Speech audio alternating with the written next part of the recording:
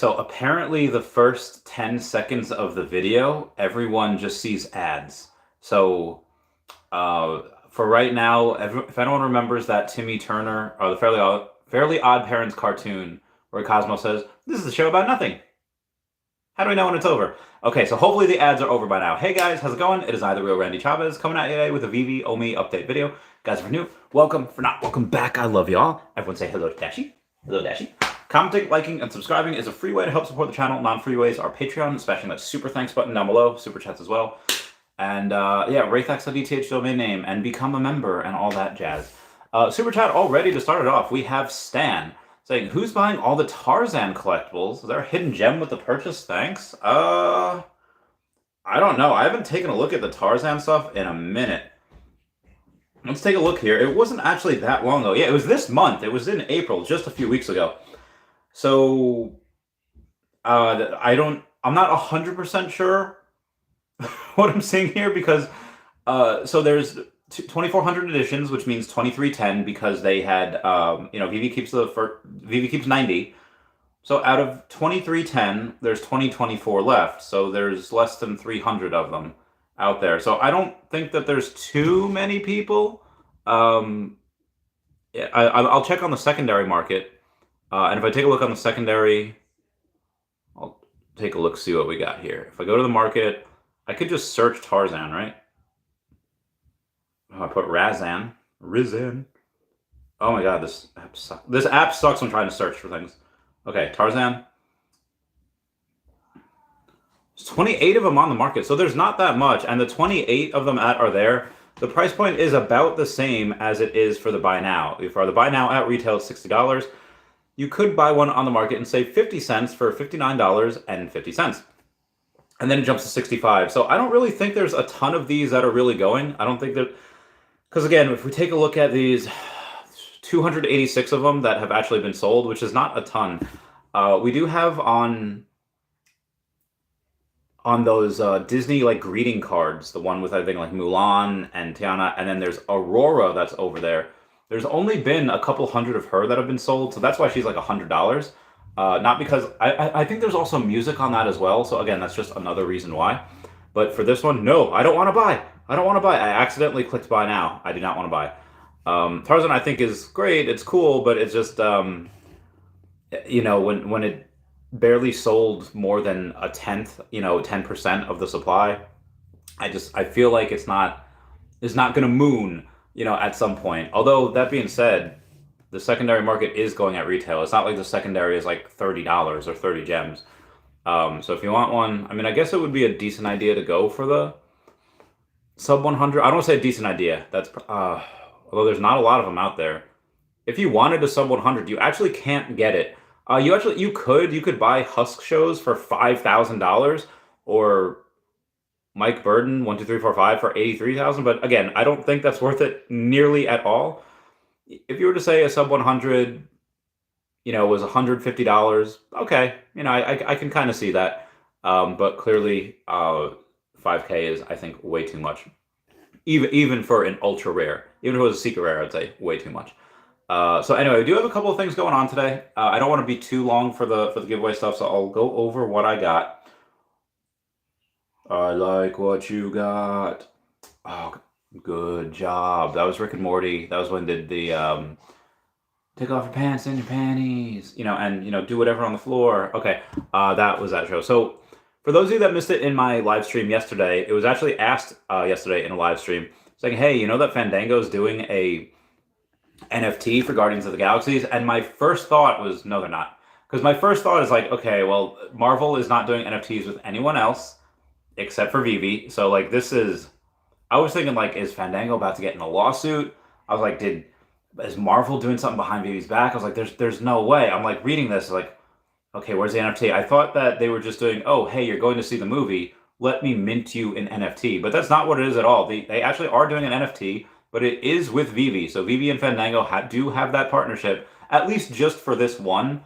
I'm not 100% sure who the partnerships were for the Thor Love and Thunder poster or the Black Panther Wakanda Forever poster, but those are the ones that they've done in the past. Again, I don't think they were with Fandango, but I think one was with AMC, or they both might have been for AMC, but correct me if I'm wrong.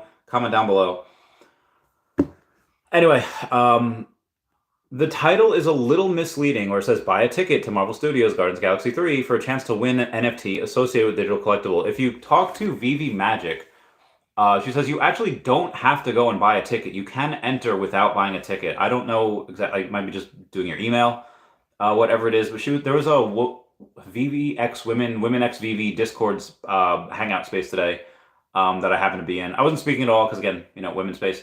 I was just in there listening, and Veve Magic had mentioned that. Oh, hey, yeah, guess what? I did this, and so you don't have to go and actually buy a ticket from Fandango in order to get it. I might do that anyway. I have a tradition of seeing Marvel movies at night, at midnight. So I might try to do this. I don't think I would want to take off work on Friday because that's when I get paid. Um, Speaking of which, I will get another million OMI this week. But I will do. Maybe I'll go on Friday night to see Guardians. We do get that video tomorrow about the crafting of about crafting and burning to get either the Soul Stone or to get the Gauntlet. I'm not 100% sure what it is. I would be a little salty if they go and they say, "Oh yeah, here's a Soul Stone," and it's just like a normal thing that you have to buy. I don't think that's the case though, because they did mention crafting and burning, in their updates. Speaking of updates, Alex did go and say, "Where's the screenshot?" I know I took it. I think he missed a word there because his post says it's gonna May. I think he was going for the Justin Timberlake. It's gonna be May. But then he posted a picture of Star Wars drawn in traditional Mexican floral art. So obviously we are going to get a couple of Star Wars things this month. One of which will obviously be the drop with a couple of key characters, Admiral Akbar being one of them. I'm not 100% sure when we get that. I really would like that to be on May 4th. That is Star Wars Day. May the 4th be with you. But it could technically be a Star Wars weekend because you have Revenge of the 5th, then Return of the 6th, and then whatever for the 7th. I think that'd be really fun because we're not going to get that Infinity Gauntlet drop until the 13th. But again, the 6th is when we're able to start. The 6th is when we're able to start stone crafting for that particular Infinity Gauntlet drop. Speaking of the 13th, Arya Realty will be on the podcast. He's about to go over all the stuff with Earth 2 and rating and how he has over 1 million essence. Again, me, the real Randy Chavez, only has about 40,000 essence. And he's got over 1 million. So big whales be doing big whale things.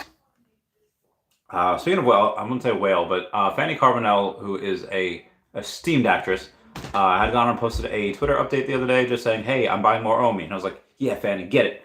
Go SpongeBob, go. Get it. All right, so we're going to go over some more updates here. Imagine the big IPs, advertising, I don't know. Any of the, okay, yep, Reach World. Namor, for whatever reason, went up like 80% had gone up like 80%, went from like $85 to $142. But that was like late last night, early into this morning. I'll check right now to see what he is. I don't think it was that much difference. I think it might have gone up to 155. But again, it could have gone down since then. So let's take a look. Yeah, there's 18 listings, down to 125. So it is down. The cheapest sub 100, he's at 250 for that. I don't. I mean, it's double. Cheapest sub 100 after that is actually a sub 50 at 375. That's not terrible, but I again, it's not like Namor has 30,000 of him where the sub 50s are like, oh yeah, the sub 100s like, oh, they're super great. There's only 1,000 of him, which really means 910. So there are anything that's less than 1,000. I feel like the sub 100s get just a little bit less valuable. They don't carry that extra premium because there's no four mint Namors. They're all 3 mint at least. So you do have some nice ones there. Moving on after that, we got gold medalist Sarah Hughes. Sorry, it's a Adam Sandler reference from way back in the day. Heavily undervalued. Yep, Mini. All right, so people are talking about Mini. Mini first appearance platinum, in my opinion, is super undervalued. Obviously, not financial advice. It's just that 100-year anniversary. So that's something that I would buy if I wasn't all in on OMI. But yeah, so these Fandango had gone on and said, "Oh, hey, these NFTs could be as little as $1. And even though it's very volatile, they're giving away 1,000 of them. So the total giveaways are $1,000, even though the NFTs are probably going to go for much more than that. Because again, a lot of times when you have something like this, like the Thor Love and Thunder posters, they had like 1,090 that were supposed to be minted. Only like 550 of them were minted. So about half. With the Wakanda Forever posters, same thing. It was supposed to be about 1,000, and less than 200 were minted. So that's less than 20%. With this, I mean, there are people that I think are aware of it now, more so than they were for Thor Love and Thunder, more so than they were for Black Panther Wakanda Forever. How many of them actually use that knowledge to execute? I don't know. Execute, oh, it's a great Pokemon. Not really. It's actually not. It's just annoying to fight because it can poison you. It can put you to sleep. It, give leech seeds. It's just annoying. Anyway, I would say there's probably going to be less than 500 of these because I don't think people are going to like try this because it's just annoying. Like, it's like, oh, all right, I have to go and again, you don't even have to buy the movie ticket. It's just annoying to try to do that step process. Most people, if they really want it, sure, they'll do it. If they only kind of want it, they'll get it on the secondary, whatever. Because again, it's not guaranteed that you get this. And some people that do buy a ticket or do whatever and they get entered and they don't know what an NFT is, they might win and be like, meh, and just forget about it. They might go to the app and be like, I'm not KYCing. I'm not giving this company my information. I don't know anything about them. And it's just, again, if you don't know a company, you don't trust them, et cetera, et cetera. Moving on. Coin Codex, a OMI price prediction, early 2024. Looks like a larger version of March 2021. Thought that was pretty sweet. They estimate that we go up to 3 cents at some point early next year before we come back down. I do think 3 cents is possible. That wasn't one of my price predictions. I gave one of my whales earlier this year. But that I don't think would be for like another 15 months, if we get that. Yep, doing a lot of stuff, buying a lot of OMI. So Voyager, which is another exchange, on April 25th, they received notice from Binance US terminating its agreement to purchase our assets. US is working so hard against crypto. Oh, I still have a little bit of protein shake left. Oh, yeah. Sorry.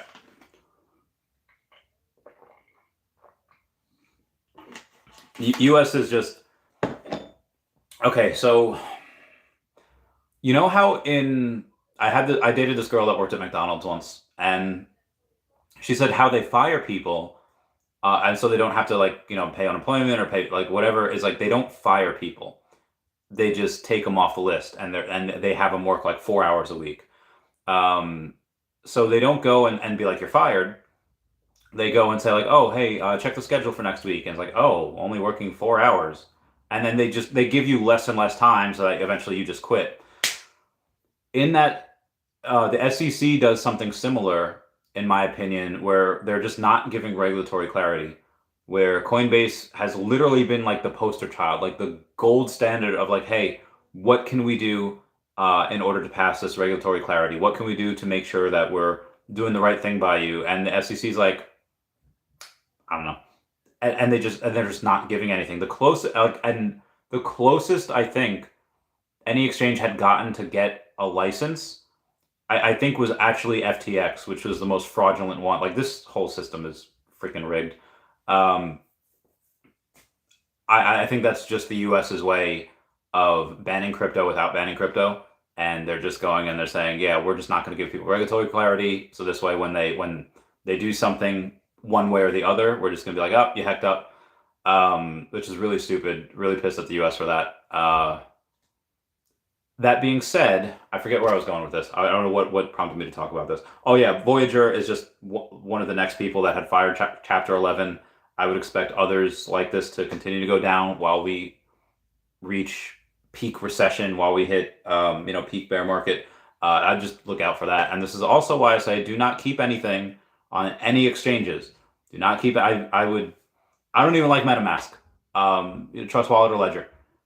Just because don't connect it to anything, because God forbid that gets hacked. God forbid you choose to accept an NFT, where a lot of times you get an NFT, cool, you get a free NFT, you hit it, and they actually, people want to go and get their product out there, so they give away free NFTs. But every now and then you'll say, oh, someone sent me a free NFT. I'm going to click that. And it really says drain wallet, and you lose all your stuff. Do not do that.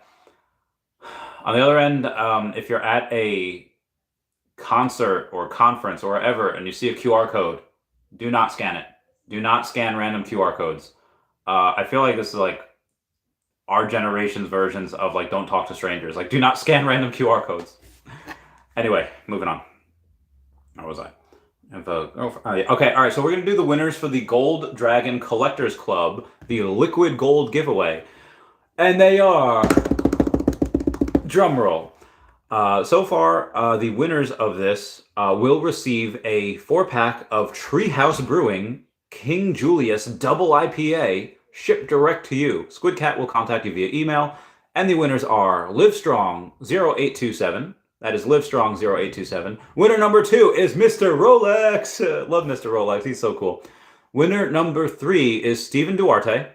And then winner number 4 is Elico B824. So again, we have 4 winners. Livestrong0827, Mr. Rolex, Stephen Duarte, and Erico B824. Go follow Squidcat on Twitter for monthly Gold Dragon Layer 2 OMI staking rewards, giveaways, and club membership details. Just reach out to Squidcat. Again, I tagged him in the post on this on Twitter, my most recent thing that I posted.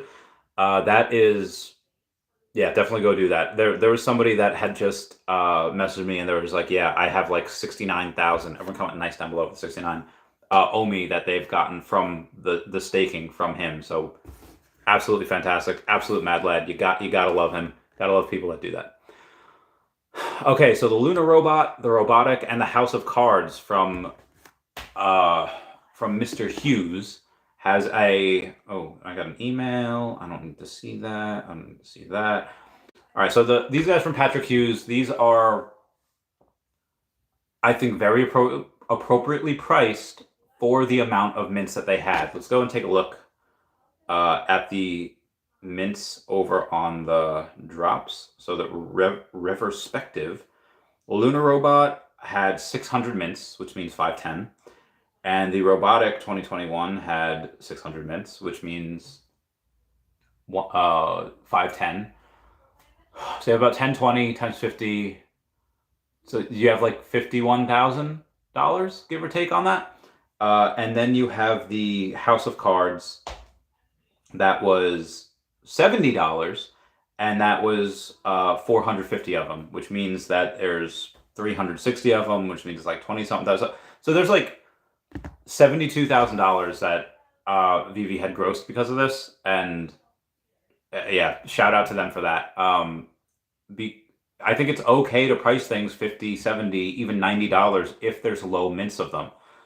When you go and you take a look at something like, let's say, I didn't want to say the Hulk, because the Hulk is like a major character. I won't use him. I'll use Tarzan, 100-year-old IP.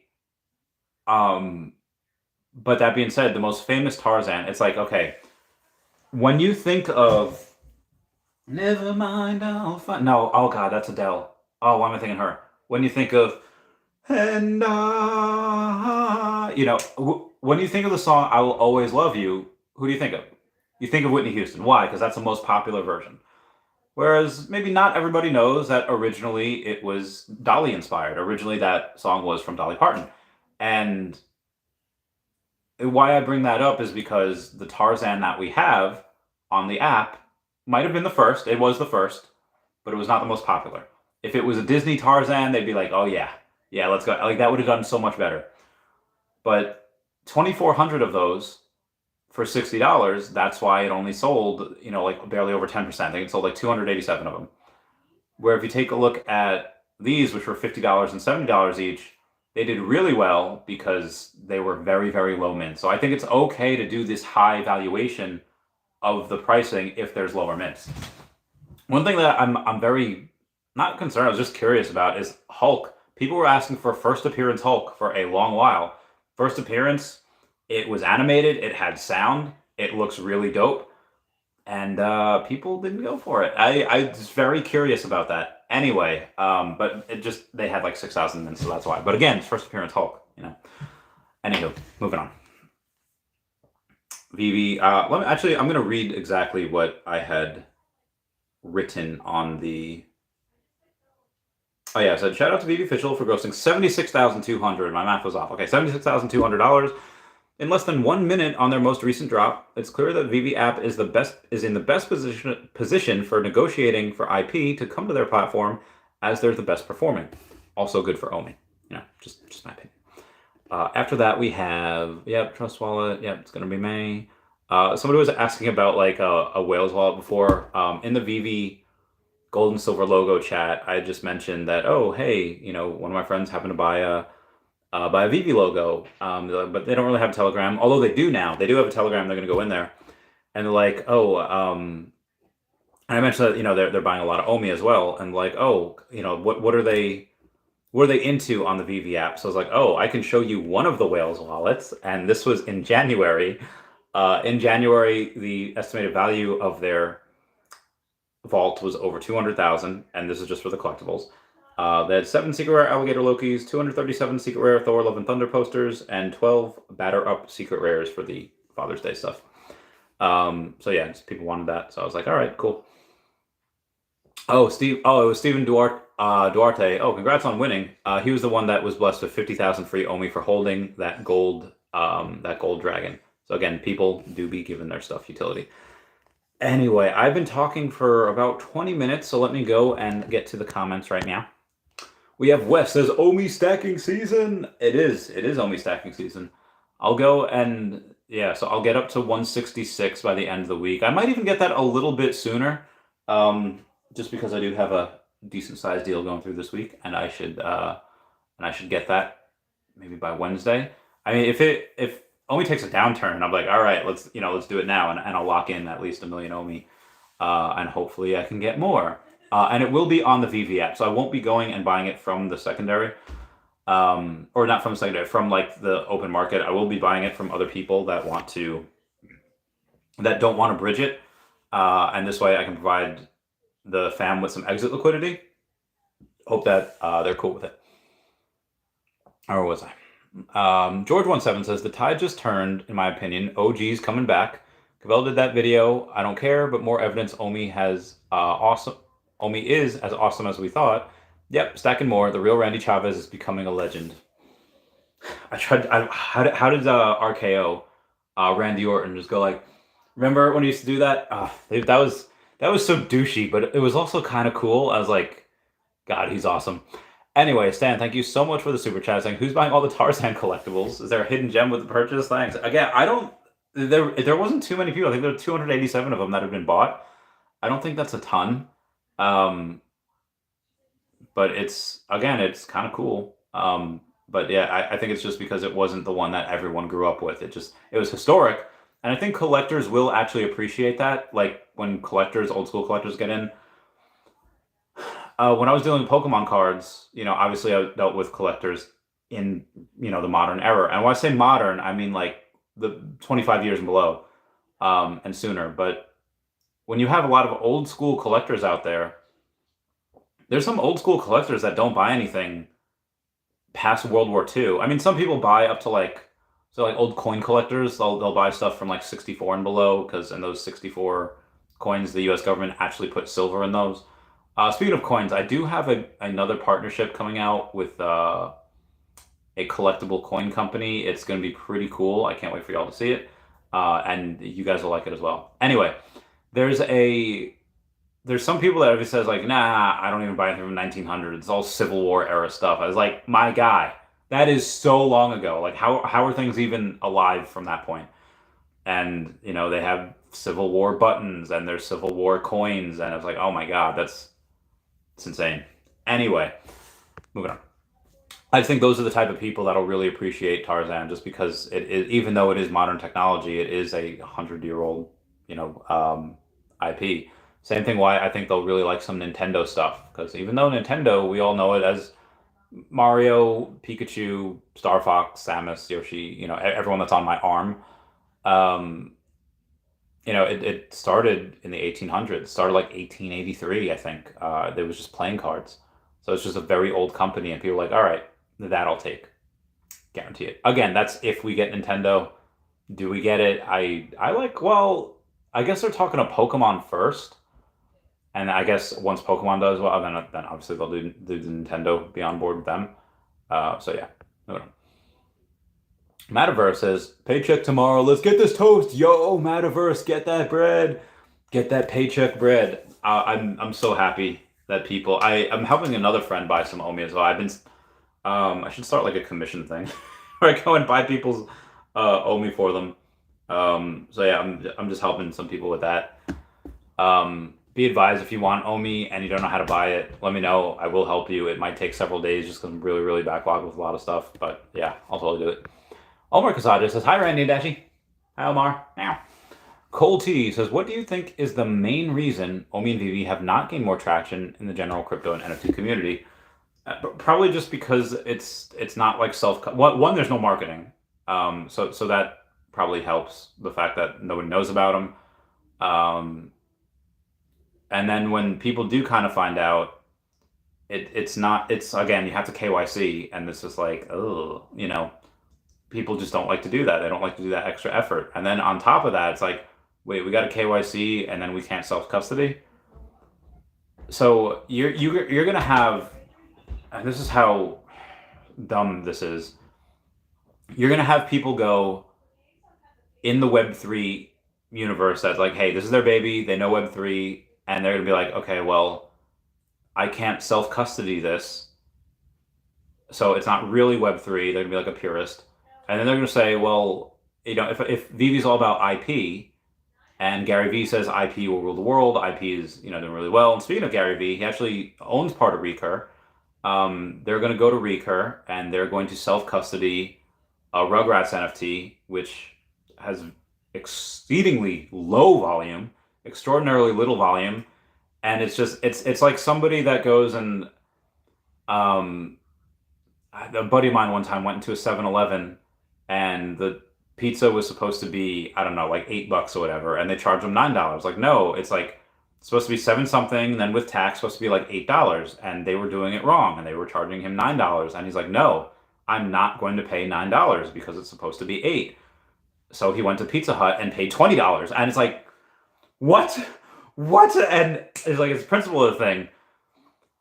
It's the same thing with these people that's like, no, I can't self-custody in Veve and OMI, so I'm not going to buy the best product with the most money and the most volume with the biggest community. I'm going to go self-custody all of these things, and I'm just using Recur as an example. They'll do any PFP project, even though most PFP projects will go to zero. And even a lot of Recur stuff is just, I've never invested in that. I never bought a pass. I will never invest in that.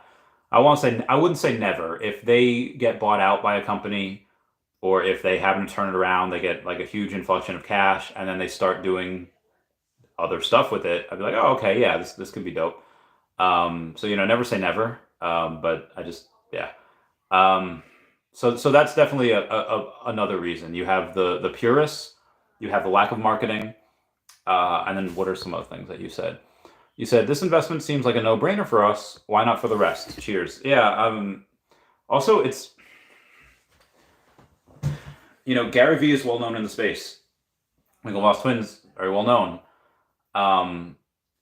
It's really hard to pick the winners for the future. Wind the clocks back 25 years. You're in the late 90s, right? If you have this hotshot CEO that's like 40 years old, 45 years old, in business, knows business, is on the cutting edge of these new .com websites and companies, and he's a smooth talker, he knows exactly what he's doing, he knows exactly what to say. If he goes and pitches you why you should invest in that .com company, in whatever company it was, versus if you look at Jeff Bezos, it's like, oh yeah, we sell books online.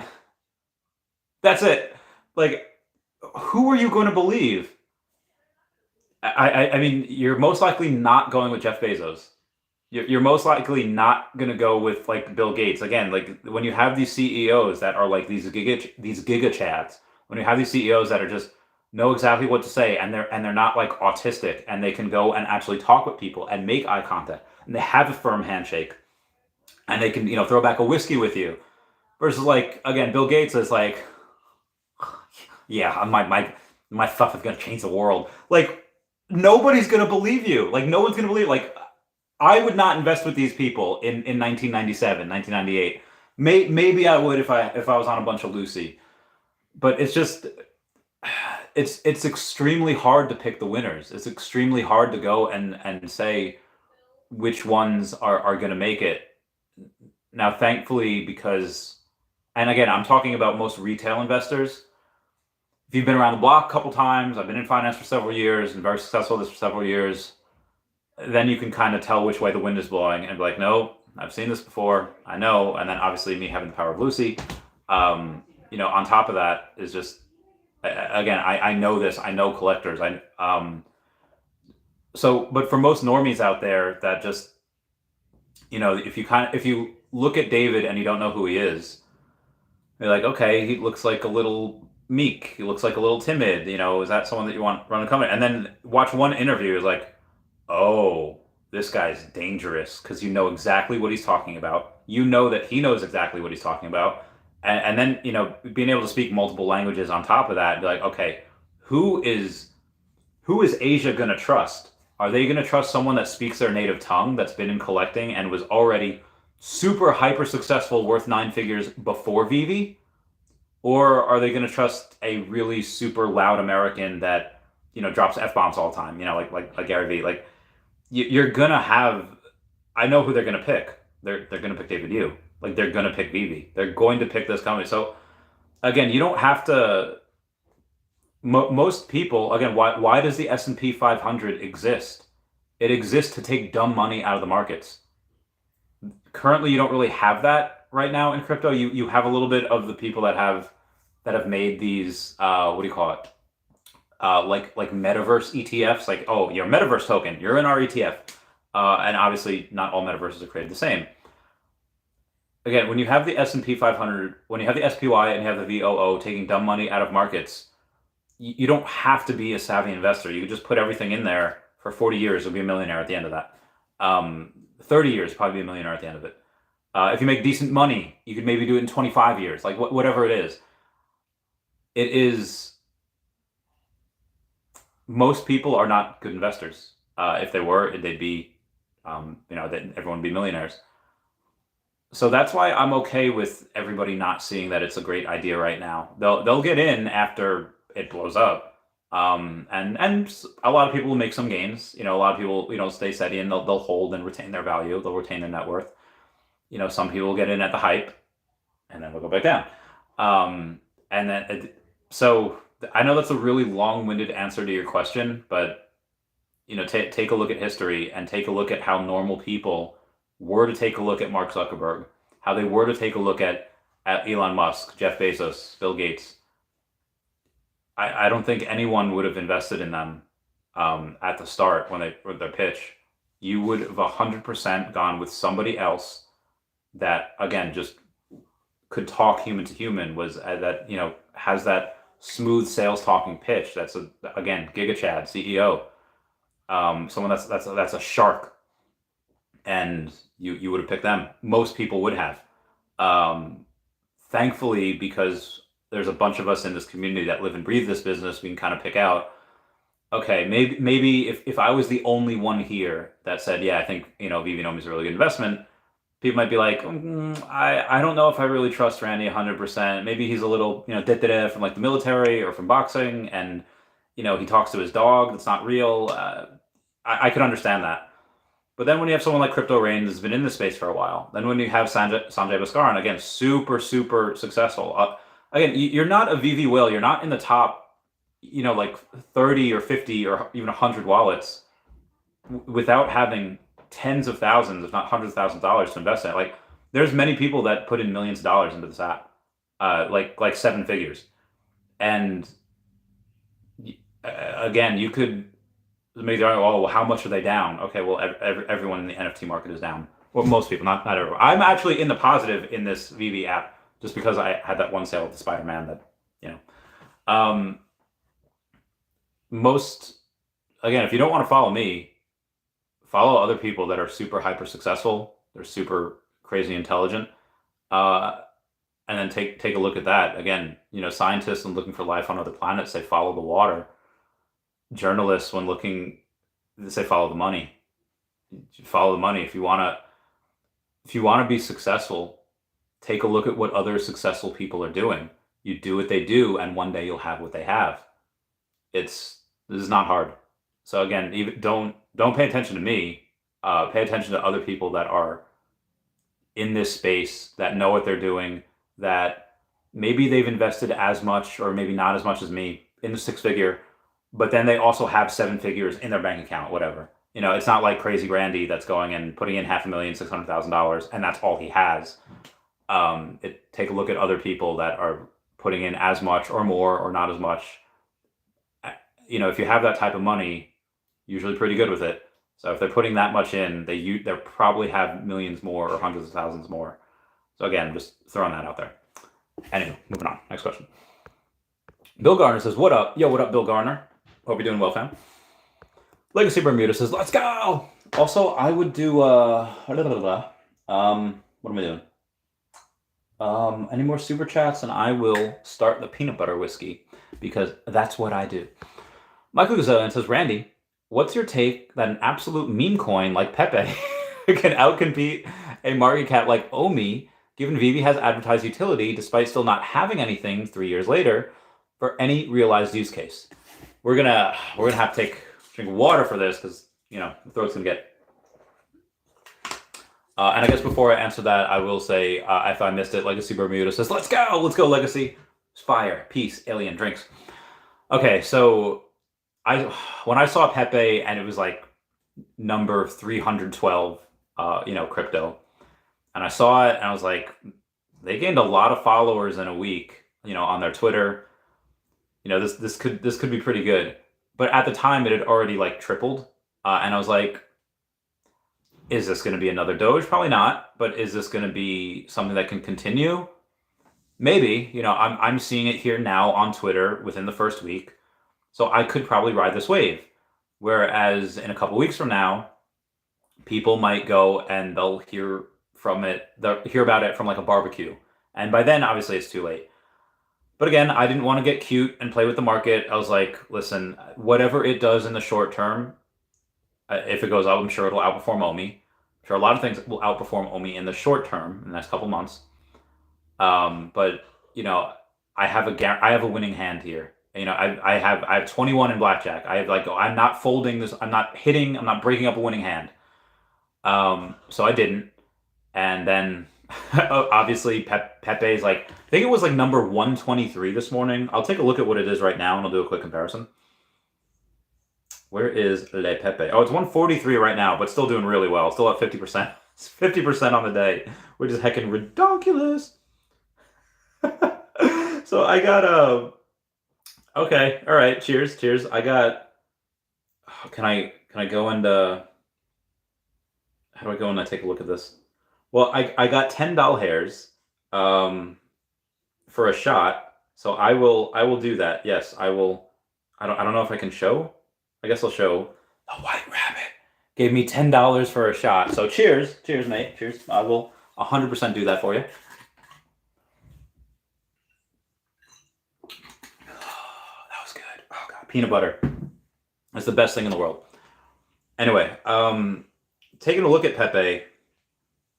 I was in a Twitter space this morning that the Gale was in, and he says, Randy, are you getting into the Pepe thing? And I was like, well, listen, just take a look at this chart over the last 2 weeks. Like oh, you can't see that.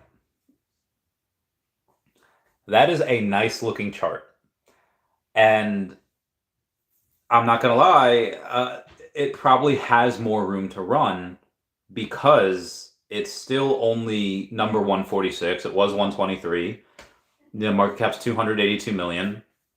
Doge, how much is Doge? Let's take a look at Doge. And obviously, Doge is the number 9 crypto, so and it has Elon Musk pumping it.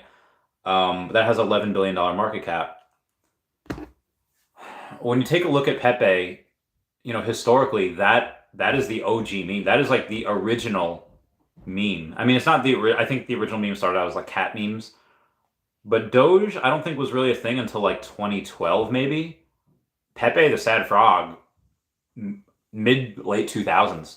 Pepe is the older. Pepe is the OG. Like Kekistan, death to the normies. Like that is all. Like when you have Hillary Clinton going or you have all of the left going and saying, "Oh, the alt-right has gathered around this frog," because again, people in 4chan, they go and they joke about what shouldn't be joked, and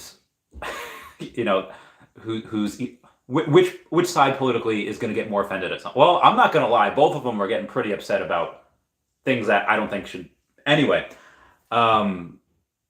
they had just made some, I guess, racist memes or whatever with Pepe and like a white hood.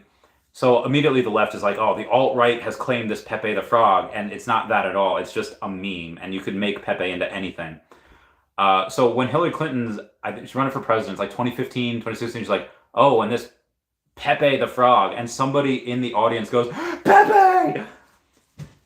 This is a global thing. Anyway, we're gonna continue this question that you had. What's your take that a meme coin like Pepe can outcompete the market cap of OMI? Well, because it's a meme coin. People don't buy it because it's a good investment, although people are thinking that they can make a good investment with it, and clearly some people have. Clearly some people have doubled or tripled their money. That's just what happens with meme coins. There's Arya Realty's coming on the podcast in the next couple weeks to go and talk about. Oh god, hiccups. Oh, I have to be. Nope, not that. I will take a look real quick, and I promise I'll get back to it in a second. Talking a look about fin blocks, and it's called FBX, so Foxtrot Bravo X-ray, not TX with the Tango. It's B with the Bravo. And again, this isn't a meme coin. It's a gamified crypto super app, offers a whole bunch of products. It's great, but all it takes. What was that phrase? Never underestimate a stupid people at large. Again, a lot of people that invest in putting money in this, they're not real or seasoned investors, which is fine. Again, you could be an absolute degen, put a bunch of money into this, and make a bunch of money. But that's just what happens when something gains traction. You just get into it for the memes, for the lols. You would have people like me, like if OMI had mooned already, like let's say if this was, a year and a half ago, and I had, or even January of last year, February last year, when I had over $1 million, and Pepe came out, I would have chucked a couple grand into it. And that's all it takes is people with money chucking a couple grand into it. See what happens, see where it goes. And then you have the people like Pepe, you have the weaponized autism, which is 4chan's group. That's their group of people that just are super crazy smart.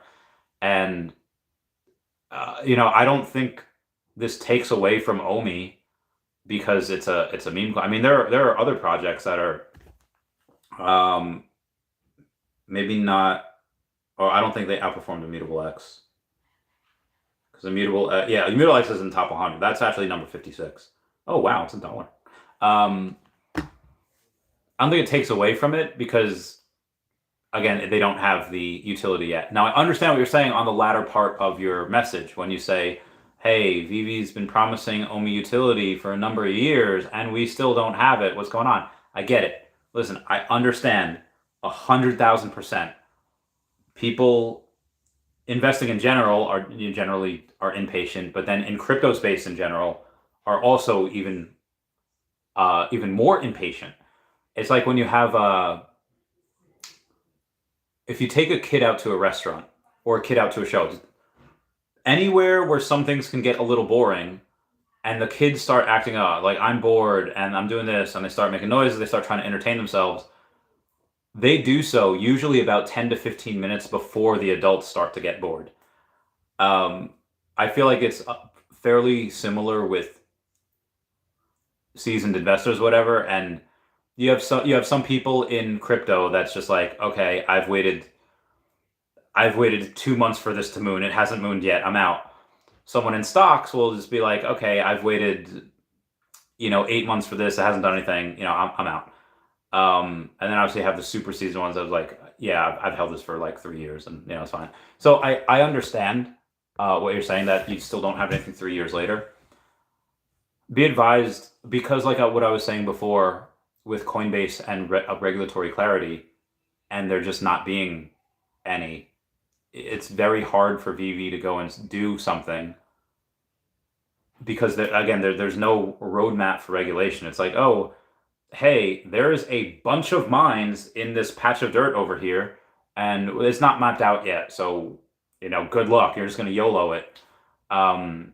And then you have a professor on your team that is just like, oh yeah, because of the it's because of the I don't know, the acid that's leaking out of them, and is killing all the rest of the plants. Only step where there are flowers, in these fields. Um, but for crypto and this, like you don't really have that. Vivi's really kind of going through these uncharted waters without a map. It's like when Barbosa and Mr. Gibbs are going to try to find the Fountain of Youth. They have the outer edges of the map, but they don't have the middle because Jack Sparrow cut it. That's kind of what Vivi's doing. They're like, okay, well, we know certain things. If we do X, Y, and Z, we're going to be level security. But what if we do these things? Well, it's not clear in these guidelines. So that's part of the reason.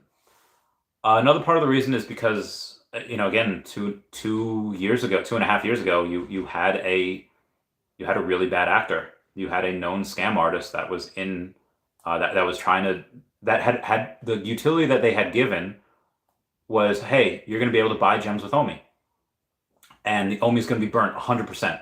All of the OMI that you use on gems is going to be burnt.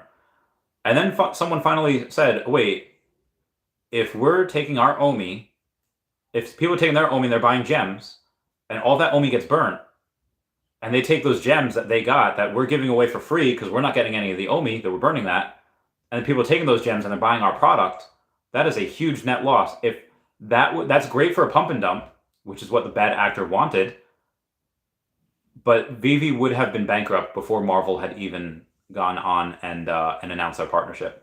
So obviously you have to go back to square one and be like, hey, wait, this is not a good thing. This is not a good idea. So they had to scrap that. They had to kick that other guy out. Still in a legal battle with that guy. And then you have the, hey, we're going to try to focus on going from GoChain, which was that other guy's chain, to Immutable X. They had to do that switch over, which took many, many months. And then you had to go, like, there's just been a lot. And I get it. Excuses, broken promises. But, if you look at it, will it matter 5 years from now? No. Will it matter 2 years from now? No. So does it suck that we've had to wait this long? Yeah, I get it. Well, yes, you'd like to see things, but also at the same time, I'll say, like, listen, I get to stack down here. I went back to work so I can stack down here. It looks like 200 million OMI is getting more possible with each passing day. And even if I don't get there, I won't guarantee 180 million that I'll get, but I will get very, very close. Because I do believe this does start to move quite a bit in Q4, maybe a little bit in Q3, again, barring any type of huge leg downward or a huge economic black swan event. Nobody knows what could happen in the short term. But long term, very, very bullish. And part of me hopes that this goes down to 0004, because then I'll be buying everything. As much as I can anyway. But again, it doesn't matter. I'll buy down here. I'll buy wherever. In my opinion, this is a gift, and I'm actually kicking myself for not going back to work sooner, because I would have bought a lot more. But anyway, that's my answer to Michael Guzelian. Potential Human says, potential latte. Greetings, electives, meat monsters. Why greetings, sir? Greetings. I hope you're doing well. Oh, did I get another? Oh, all right. I got another $5 for a shot. All right, let's get this bread. Thank you, senor. Oh yeah. Oh, this is good. Keep them coming, brother. Keep them coming. I will show you that.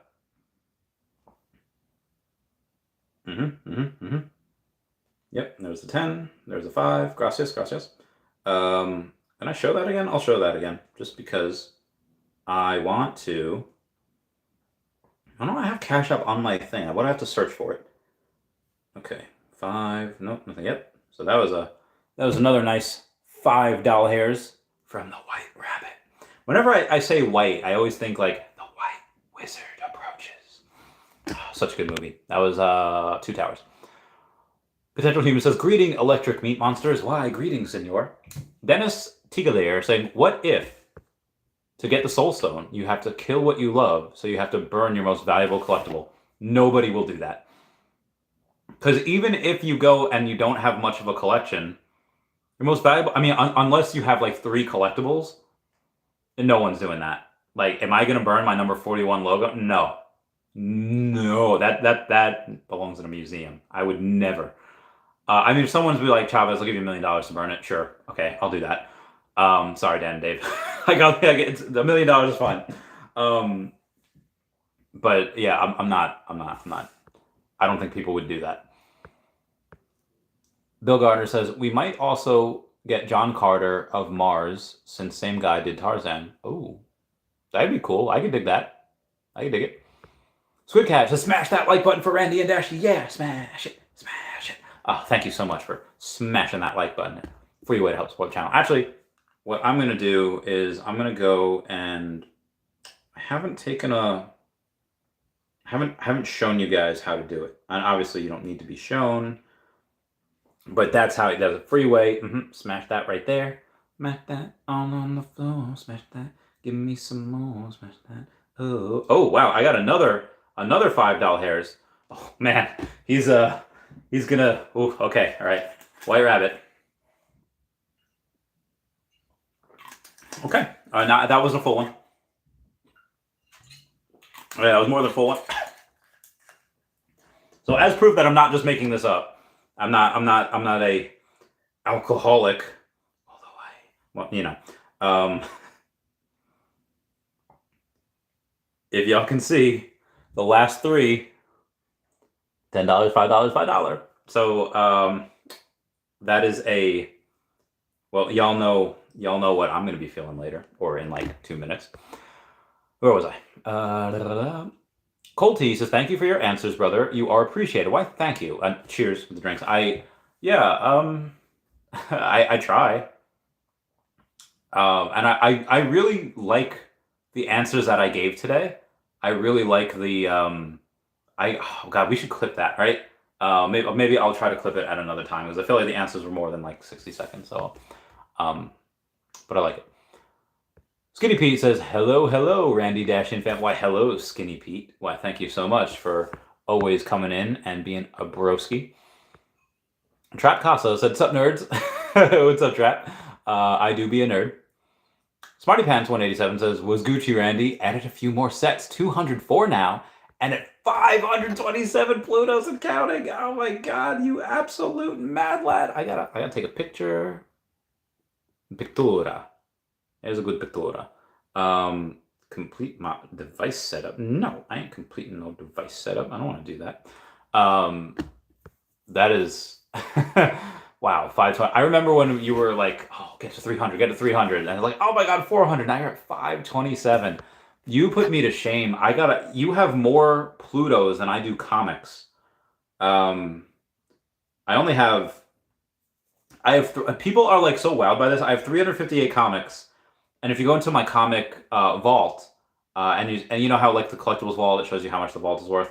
My comic vault is still less than $1,000. It's less than $900. It's $857 because I'm buying like $2 comics. Some of these, like the all new Marvel Now .1s, I have 69 of those. I don't come up nice down below the 69. Those are worth a little bit more. Those are worth, I think, over $3. Just because it's only $234. This is a really good comic. That's the first appearance of Ms. Marvel. In my opinion, that's actually really good to stack. Not financial advice.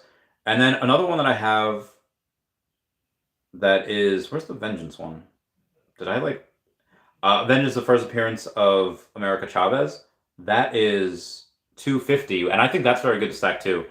So, now, is there a big difference between a comic that's $2 and a comic that's $2.50? No, not a ton.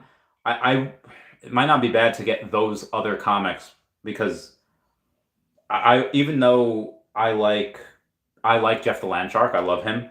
I don't think his comics are going to do that well, super long term. But the first appearance of America Chavez, first appearance of Ms. Marvel, two brown people when a lot of people are pretty woke. I think that's a pretty good reason to get those. But also the characters are really heckin' cool. Anyway, moving on. BJN says that has rug pull written all over it. Pepe? So I have this is not my theory. This is a theory that I heard that I think I might subscribe to.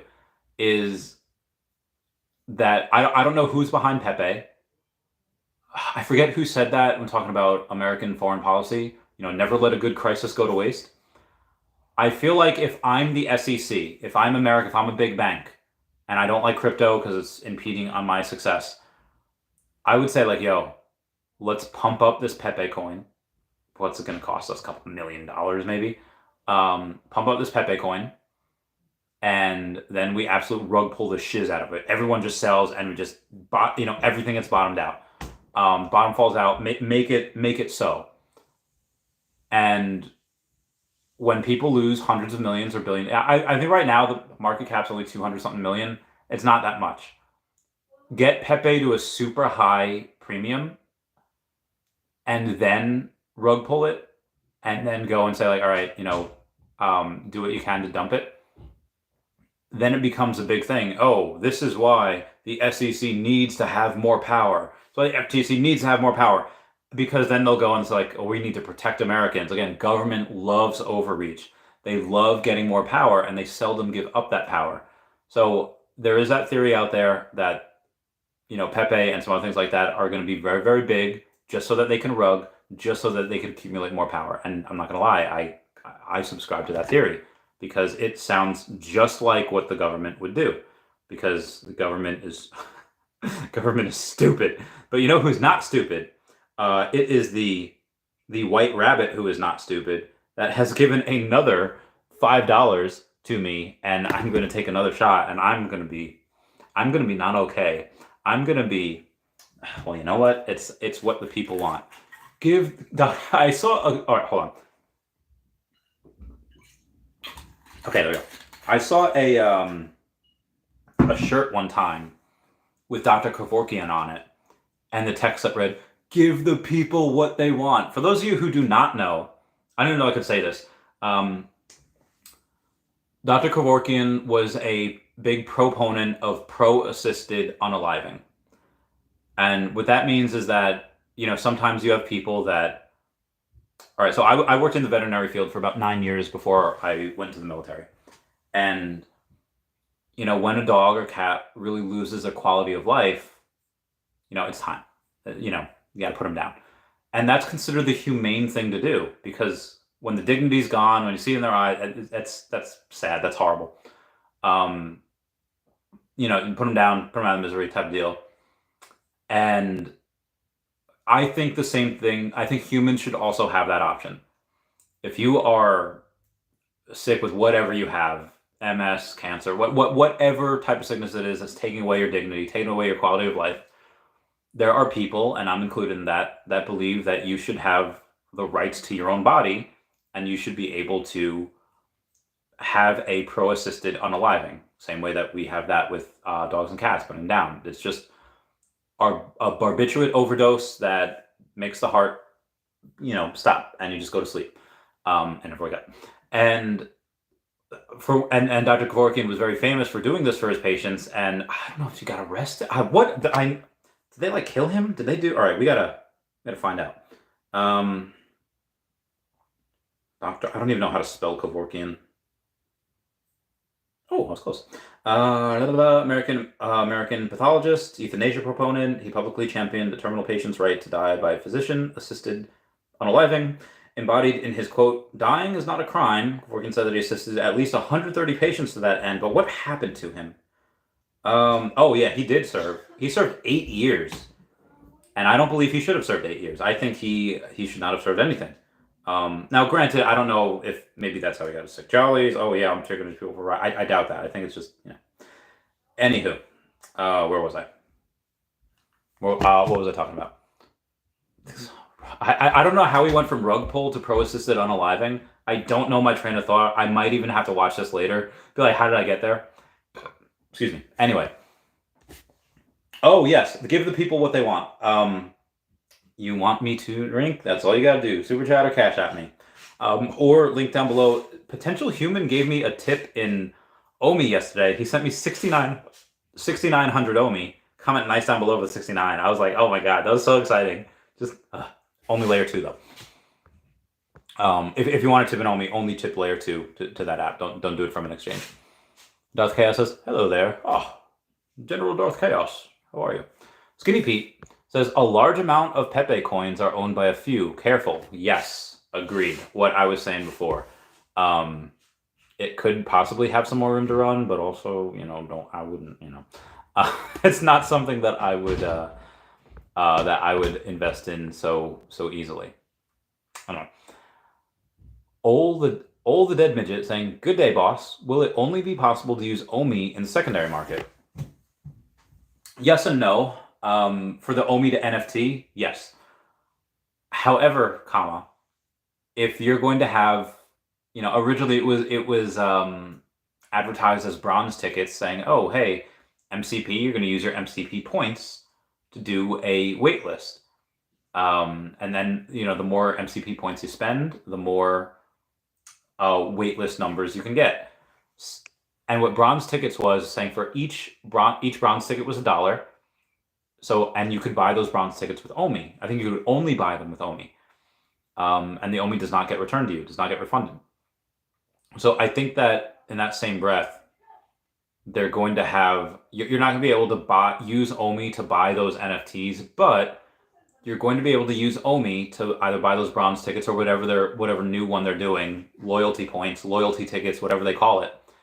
And you'll be able to go and say, okay, well, I'm going to use these points to buy loyalty tickets, and these loyalty tickets are, more entries in that waitlist. So you're not directly using your OMI to buy that. And again, after you go and you get guaranteed that collectible, you're probably going to have to use gems. But again, on that secondary market, you should be able to just pay with OMI, and that should be fine. Bill Gardner says, just bought the Infinity Gauntlet series in book form. BV got me hyped. If you're reading, there are so many good story arcs with comics. I would say Civil War is probably my favorite. Is it? Yeah, Civil War is probably my favorite thing. That's the tie-ins and the whole story is just so good, dude. Jonathan Hickman can have my babies. Oh my lord, he is the most talented person in comic book writing history. On top of that, you have Secret Invasion is really good as well. Secret Invasion is what they're doing on Disney Plus, and apparently it's going to be rated R.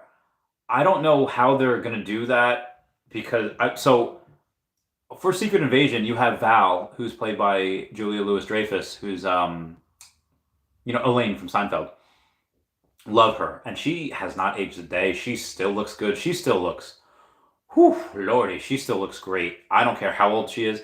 I had Morning Man. I had Linda West on the podcast the other day. I think it was yesterday, and I did not know she was 60. I would have said she was like 45, maybe. She said, and I was like, lordy, she looks good. Anyway, what was I saying? Oh yeah, so in the comics, Nick Fury, who again is a grizzled white guy, has a adult relationship with Val or Julia Louis-Dreyfus, and he figures out that she's a Skrull. And again, in the MCU, she's head of the CIA. She, as Thunderbolt Ross is president, she's head of the CIA, and they're in cahoots. They're working together.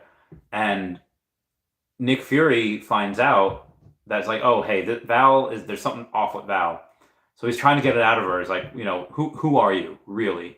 And it's like, what the fudge are you talking about? He's like, who are you, really? And she's like, this is a game? Shoots her right in the head. I was like, oh. And then it turns out that she is a Skrull. And he's like, oh, lordy, how deep does this go? Dude, if they have a scene with them going at it, and then he shoots her in the head afterwards, I'm gonna lose it. I'm gonna lose my goddamn mind.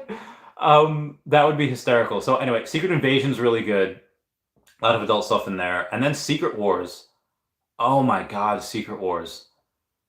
That even so, I'll say this. I know just based on people's whether it's Rotten Tomatoes or people's opinions that I see all the time. Oh man, that peanut butter whiskey is really kicking in.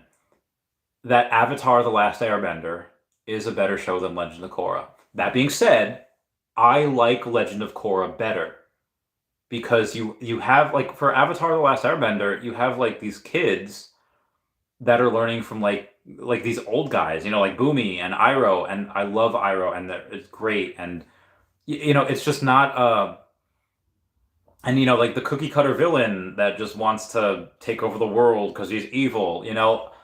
Um, I like Legend of Korra because you see benders that are more age appropriate.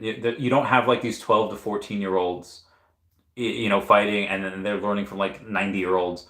You have these, I don't want to say kids. You have like these late teen, early 20s, kids that are very, very fit. They're very, very in shape. They could take on most people, and they're learning from not these old people. They're learning from people in their 40s and 50s, but they're still masters. They're still like masters at their stuff, at their craft. So with that being said, and oh, by the way, this Avatar movie that's coming out in 2025 looks so heckin' good. Zuko in his badass ponytail and Toph being all tall and shit. Excuse my language. And then you have Aang doesn't have his beard, so he's not in like his 40s yet. Because again, Aang died at like 66. So in the Legend of Korra flashbacks, when you do see Aang in his 40s, he does look pretty old because he is pretty old because he spent 100 years in a freaking ball of ice, and he did that in the Avatar state as well. So it just takes a really big toll on your body. Anyway, I think they're going to be in their 20s in this, which is like perfect. Love that. That's when you're like in peak fighting shape. You love it. Anyway, I said all that because, like I said, even though Avatar is a better show, I like Legend of Korra more because of the reasons that I gave. In that same breath, I'll say that Secret Wars is a better comic book run than than Civil War. Even though Civil War is my favorite, Secret Wars is better. It has so much more going on in it. It's so much. Oh my god, it's freaking epic. The scenes, the fight scenes, some of the dialogue. It's just so freaking good. So if I could make any other recommendations, again, Jonathan Hickman's New Avengers, Young Avengers, Civil War, Secret Invasion, all amazing. So yeah, Bill Gardner. Michael Gazillion says, Randy, that was a pretty sophisticated OMI response. Oh, well, thank you for letting me know that I have another Cash App. Again, I'm not lying. From the White Rabbit, another $5. So I'm gonna take another shot. He knows he's gonna kill me, right? That was like 3/4 of one. Okay, there we go. Okay. Remember in that episode of Gilmore Girls where Lorelai Gilmore is on the phone with someone from some company, and she's like, Dale. And she's like trying to talk to Louis Armstrong. He's like, Dale. And she hangs up the phone. She's like, that's what I felt like. Anyway, Mike Gazillion says, Randy, that was a pretty sophisticated OMI response. I wouldn't rule out quad zero OMI. I would. I am 100% guaranteeing you that is not happening. Anyway, you said, I wouldn't rule out quad OMI should crypto crash with Elizabeth Warren's anti-crypto bill. World War III, Taiwan conflict, U.S. inflation crisis, Q4. Okay, so if we have a World War III, if Elizabeth Warren anti-crypto bill thing passes, I guess the Chinese invading, the Taiwanese, China invading Taiwan, that would fall under the World War III category. U.S. inflation crisis, hyperinflation. If all of those things happen, yes, quad zero OMI, sure, or quad 40 OMI. But again, that's a pretty big claim. So I'm assuming that all of that in conjunction with each other is not happening.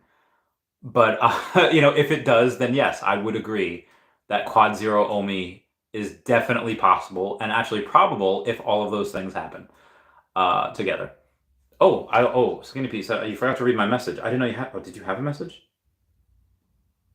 For say hello, Dan. Thanks. Hi, Dan. Yeah. Hi, Dan. Meow, meow, meow, meow, meow, Randy. Yeah, for say hello, Dan. Yes, of course. All right, so say hello, Dan. Or was that the only message? I think that was the only message, right? Yes, I do believe that for shot was one. For shot, one did not have anything, and then said, why, yes, hello, Dan. Thank you for this stuff. Somebody sent me a link to Facebook, and I don't know if that's if he was hacked or not. I think he was, so I'm gonna ignore it. Oh, I don't want to. Okay. Hiccups. Moving on. Potential human says, I'm going to not be okay. Insert laughing robot here. Ha ha ha ha ha ha ha ha ha. That's a Mandark from Dexter's Laboratory. I bet you haven't heard a Dexter's Laboratory reference in a while, have you? Have you? Have you? Have you? That's a SpongeBob reference where he's like, can you reproduce by budding? Can you? Can you? Can you? Sorry that when I drink, the pop culture references get a little out of control. Old Dead Midget says, what do you think of Veve's search bar? Did you hear me before say that it was poop?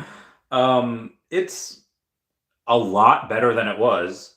But yeah, still sometimes I wish it would be a little better. Like, again, what was I searching for before? I forget. Does anyone... Oh, Thor Got a Thunder? Oh, I think Aurora I was searching for before. So if you take a look at Aurora, for whatever reason, it just stopped at Aurora.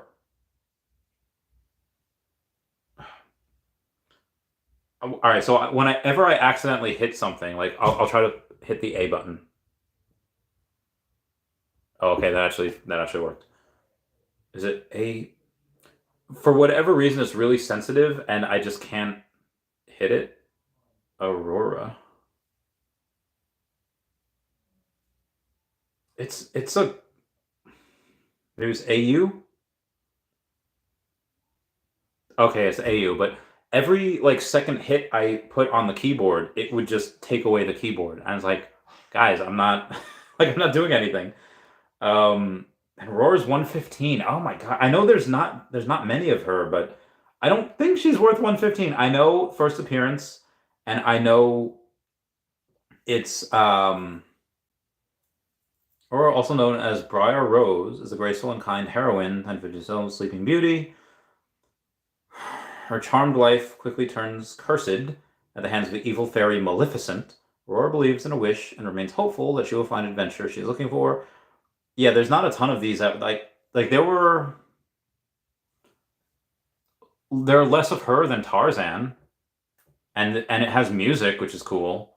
I just I don't know. $100, it just seems a little too much. I feel like I would purchase a lot other stuff than that, for $100. But yeah, the search bar is, yeah, it's not really as good as we would like it to be, unfortunately.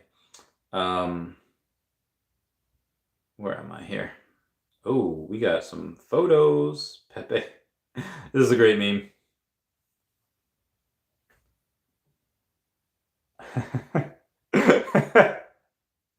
That's a fun meme. Michael Gazelle. Oh, sorry. Old Dead Midget says, the search bar pisses me off. I don't understand why it's so difficult to make a good search bar. I'm not 100% sure either. I just know it's, it's okay. I mean, it's better than it was, but I mean, do they have other things that they should be working on? Sure. I don't think it should take this long, but again, I'm not in charge of this multi-billion-dollar company. I could not do it nearly as good as them. Anyway, Michael Gazillion says, Randy, what advice do you have for us dreamers of 100 million OMI? Stacking can be exhausting, and we're always greedy to want more for cheaper, but that desirable price may not ever come to us. And stop me if you've heard this before. When you have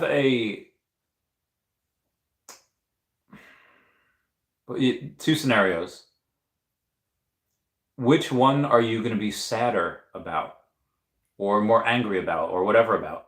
And this is not including your mindset, if you can handle this or not. How much mental real estate does it take up? But we'll go over this.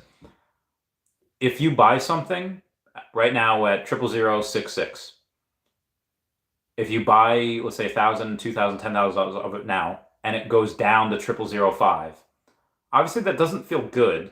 It's like, oh man, I should have waited. Drat. Now take another scenario. You don't buy at 00066, and then something happens, a couple of announcements, whatever, and then it goes to 0008. It's like, oh man, I could have had a million OMI for $670. Now I have to pay $800 for that. It's like, which one do you feel more upset about? And again, it's a coin flip. I don't know you, but if you say, hey, listen, if I had bought at 0066 and it had gone down to 0005, if you're saying that you would feel infinitely worse about that decision as opposed to saying, I waited and then it went up, that's fine, I'll pay more. If do whichever one is not going to take up as much mental real estate. Now, I had this one dude that I knew, name was Brian, turned out to be an a-hole, but anyway, he, in the high risk lending business, he would never put up his own money. I'll say he was the type of person, his family, his lineage, whatever, that they were very cheap, and he couldn't, give away money, and he wasn't giving it away. You are giving money away, but with an expected rate of return. He had never done that because he couldn't picture giving his money away to someone else, even though it was a loan, and even though, again, I was very good at this. I was the best in the business with underwriting. That you'd get paid back, at a premium. So when he eventually did go and say, he sees all of us making a whole bunch of money, hand over fist, and he says like, all right, I'll get in. And then he's like calling the person. Yeah, again, like you don't want to micromanage. Like if somebody is in construction and they know construction, they don't want to hear from you that doesn't know construction. Like, oh, hey, give me an update. How's everything going? No, if you like their bank statements and you like them as a person, like the credit, you give them the money and let them do what they have to do. You don't want to distract them from it. He couldn't invest in stocks. He couldn't invest in other people because he was the mental real estate that it took up in his head. He just couldn't work. He couldn't live. And I was like, oh my God, this dude should not be investing. He doesn't, he never got food delivered to his place because he was like, I don't want to give him the extra, the dollar delivery charge. And then you got to tip the guy. I don't want to do that. It's like, oh my God, you cheap motherfudger. Like I freaking hated this dude. Anyway, so if you're one of those people that not like that, but if you're something like that, then I would say, okay, in general, don't do that. But then your other part of the other comment, I mean, for me, I'm buying whenever I have money, and I will do so because I just see what this is. Like, you're never going to time the bottom consistently. Can you do it? Every now and then, sure. Can you buy the exact bottom? Sure. People do it all the time, but do they do it consistently? No, they don't. The desirable price. Again, you have a bunch of people that are good at TA, at technical analysis, and they say, yep, 0004. And they don't take a look at sentiment. They don't take a look at volume. They don't it's impossible to do on something like OMI when the volume is $700,000 a day. But, some people saying, yep, 0004. And there's some people that believe them. And, if you get enough people to believe it, then maybe it'll happen. I don't know. But, if you really want to wait for that, set some buy orders down there. Set some buy orders for 0006, 0058, 0052, 0047, buy all the way down. Because it just might not hit that. I don't think it will. Is it possible? Sure. Will I be delighted? Yeah, I can buy it down there. I just don't really see people. This is already a gift. We're already at 0006s. If I had an extra $100,000, well, no, that's a lot. If I had an extra $100,000, I would not spend it all on OMI right now. If I had extra like $10,000 and there was a 8 million OMI buy order, okay, well let's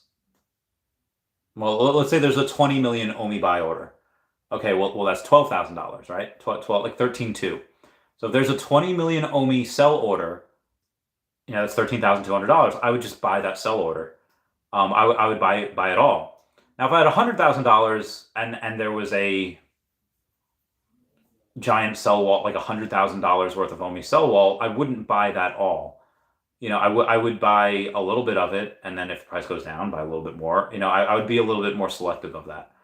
But to me, 10,000 isn't really a ton of money, so it's fine. And again, I don't want to try to wait for that perfect price. It's like, we've all seen those TV specials or people that is like, I want to wait for Mr. Right or Mrs. Right, so I'm not gonna boink anyone. And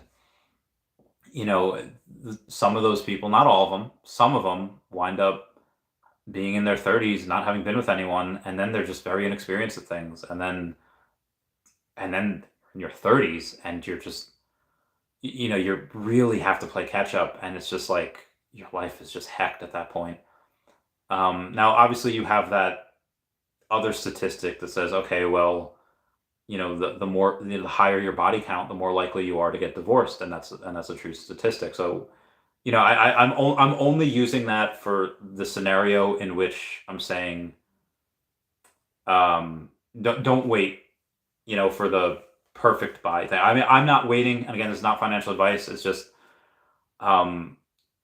consistently, you're probably going to have better luck on dollar cost averaging when and where you can, as opposed to throwing your whole load out there in just one particular thing. But again, that's just my opinion. This is not the financial advice that you're looking for. Moving on. Oh, J8 says, Randy, shout out from Elmont. I went on the Earth 2 for the first time, was confused as heck, but bought some land at the JFK airport. Oh my God. So land in America, well, land class 1 was like $60. What is land in there right now? I think Earth 2 has this thing where it signs you out every like couple of days, and I freaking hate it. I hate signing back in, and yeah, now it's making me log back in, so it's like I can't do anything, so I can't check it right now. Or maybe I can. Hold on. New York, brand new. Okay, well these are I'm never all right. So anything in the U.S., you're just not gonna find free tile. You're not gonna find available tiles because especially New York, everyone has tiles in New York, and you're just oh wait no. I'm scrolling literally miles, and nobody, no there is no land available anywhere here. Where is that? Shea Stadium or City Field? I can't believe I know I'm dating myself by calling it Shea Stadium. Um, Remember that episode of Cat Dog where like the Beatles made a special appearance? Like, oh, I might. Which way to Shea Stadium? Heckin' wild. Um, okay, I have to try for. I'll search the marketplace for JFK International Airport. Okay, so you said you bought some land near here, right? Okay, one oh all right. So now that after they did the thing, one tile's only $10. Not bad. Dude, look at that is every time someone's buying land. That's every time someone's raiding some essence. That's every time someone's buying a jewel or selling a jewel, or they're getting red energy, or they're going and it's the marketplace, the gameplay is ridiculous. You have people that are hyper successful that have businesses that are just like, I can't click away. I got to raid. And it's like, this is a game, right? But it's just so addicting. And obviously you can make money in it. Make tens of thousands in it. But yeah, like, God, take a look at that. There's no such activity in the Veve secondary market. Like, you have people buying stuff all the time. You have people buying thousands of NFTs every month, for one person. But, like, this is every couple of seconds something is happening. You're getting raided, you're building a side droid, you're launching more side droids, you're going and you're switching over your ether to essence. It's just insane. Like the amount of people that are working on this game that are looking to build literally an empire is heckin' amazing. I love it. And I wish I would go down a little bit more because I wanted to. What was I? Michael Zevin says, Randy, are you in a mental state of mind to simply continue to buy OMI? Should it stay at these prices? Yes. That's why I went back to work. If it stays down here, like I said, I'll get up to 200 million. I mean, I do think it really starts to move in Q4. It might move a little bit in Q3 when the OMI to NFT happens, but I really think we'll start to move into Q4. That's likely when we'll get another exchange, and a big one. So that's what probably when we'll do the move. But again, I don't want to. Let's say Q4, October, November, December, right? Hold on, my pants are annoying me. I'm just gonna fix the pants. Okay, Hellfire Club, gotta love it. Why would I want to sell something in October, let's say beginning of Q4, when just 7 months later I have to pay taxes on it? You know, or actually November, December, January, February, March. Yeah, April. 6 months later I have to pay taxes on it. I would just wait an extra 2.5, 3 months till January so I could sell, and then pay taxes on that in 15 months in 2025. That's what I would rather do. So, you know, I had contracted to work at least until the end of Q3. I'll work till the end of Q4. I don't care. I was retired for 2 years, and I went back to work just because crypto was low and I want to buy more. So I have no issue going and buying here. I'll buy here inevitably. We could be down here for 5 years. I don't care. I'll get up to $1 billion OMI. Like I'll go insane. And the reason why I'm okay with such long timelines is because, like, let me show you something. I love that. TikTok. Let me show you. You know, the guy's doing like some bungee jumping. Like, let me tell you something. Let me tell you something. Let me tell you something. They kick him off. It was great. Anyway, we're gonna go to some Yahoo Finance right here, and we're gonna take a look at the Tesla. Gotta love it. Like that's on Facebook. Okay, Tesla, and we're gonna take a look at the max.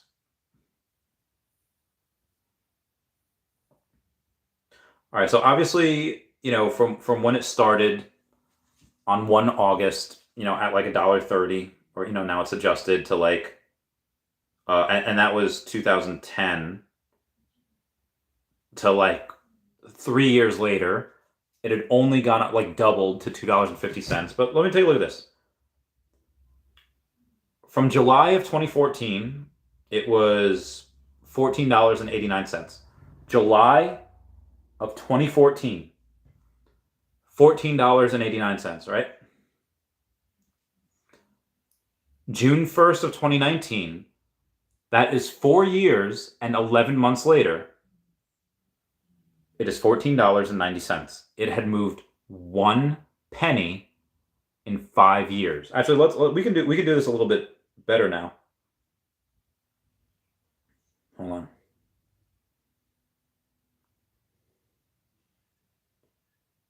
Hold on a second. All right, we'll go September 1st of 2013, $12.89. All right, September 1st of 2013, $12.89.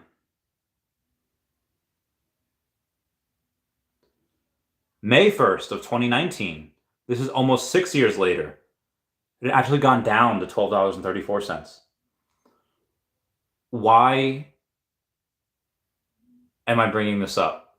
Because Tesla, which is a trillion-dollar company, had traded sideways for almost 6 years. Because you had people that were saying, Elon Musk is bipolar, the cars go on fire. There was so much FUD.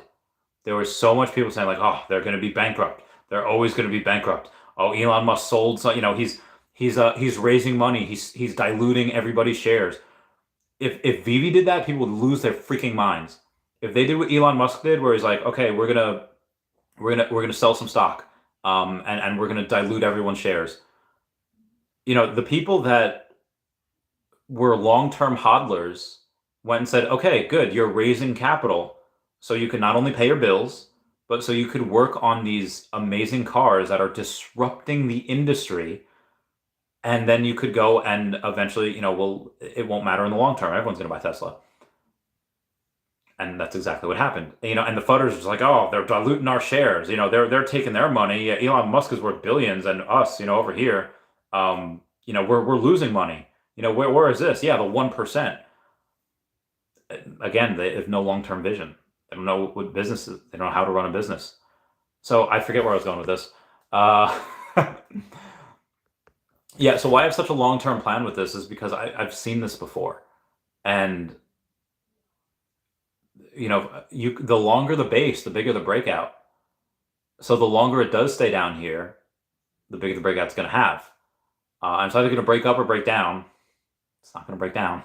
I mean, not long term. And short term, anything can happen. Long term, no. So I'll continue buying.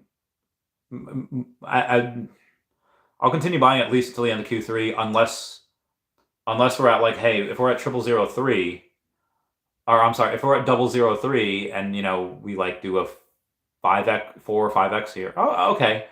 At that point I'll have, I don't know, what do I have? I mean, let's say by the end of Q2 I'll have at least 170. So let's say mid Q3 I have 175 million, right? And we are 003. Okay, I have over $500,000 at that point. At that point, I don't need to go and buy more OMI.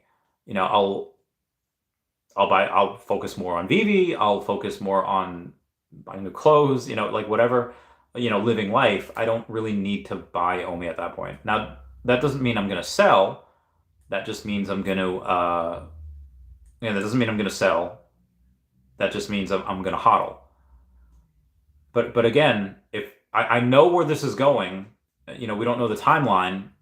So if they're down here for another year, yeah, I'll keep buying. I'll keep working. I don't care.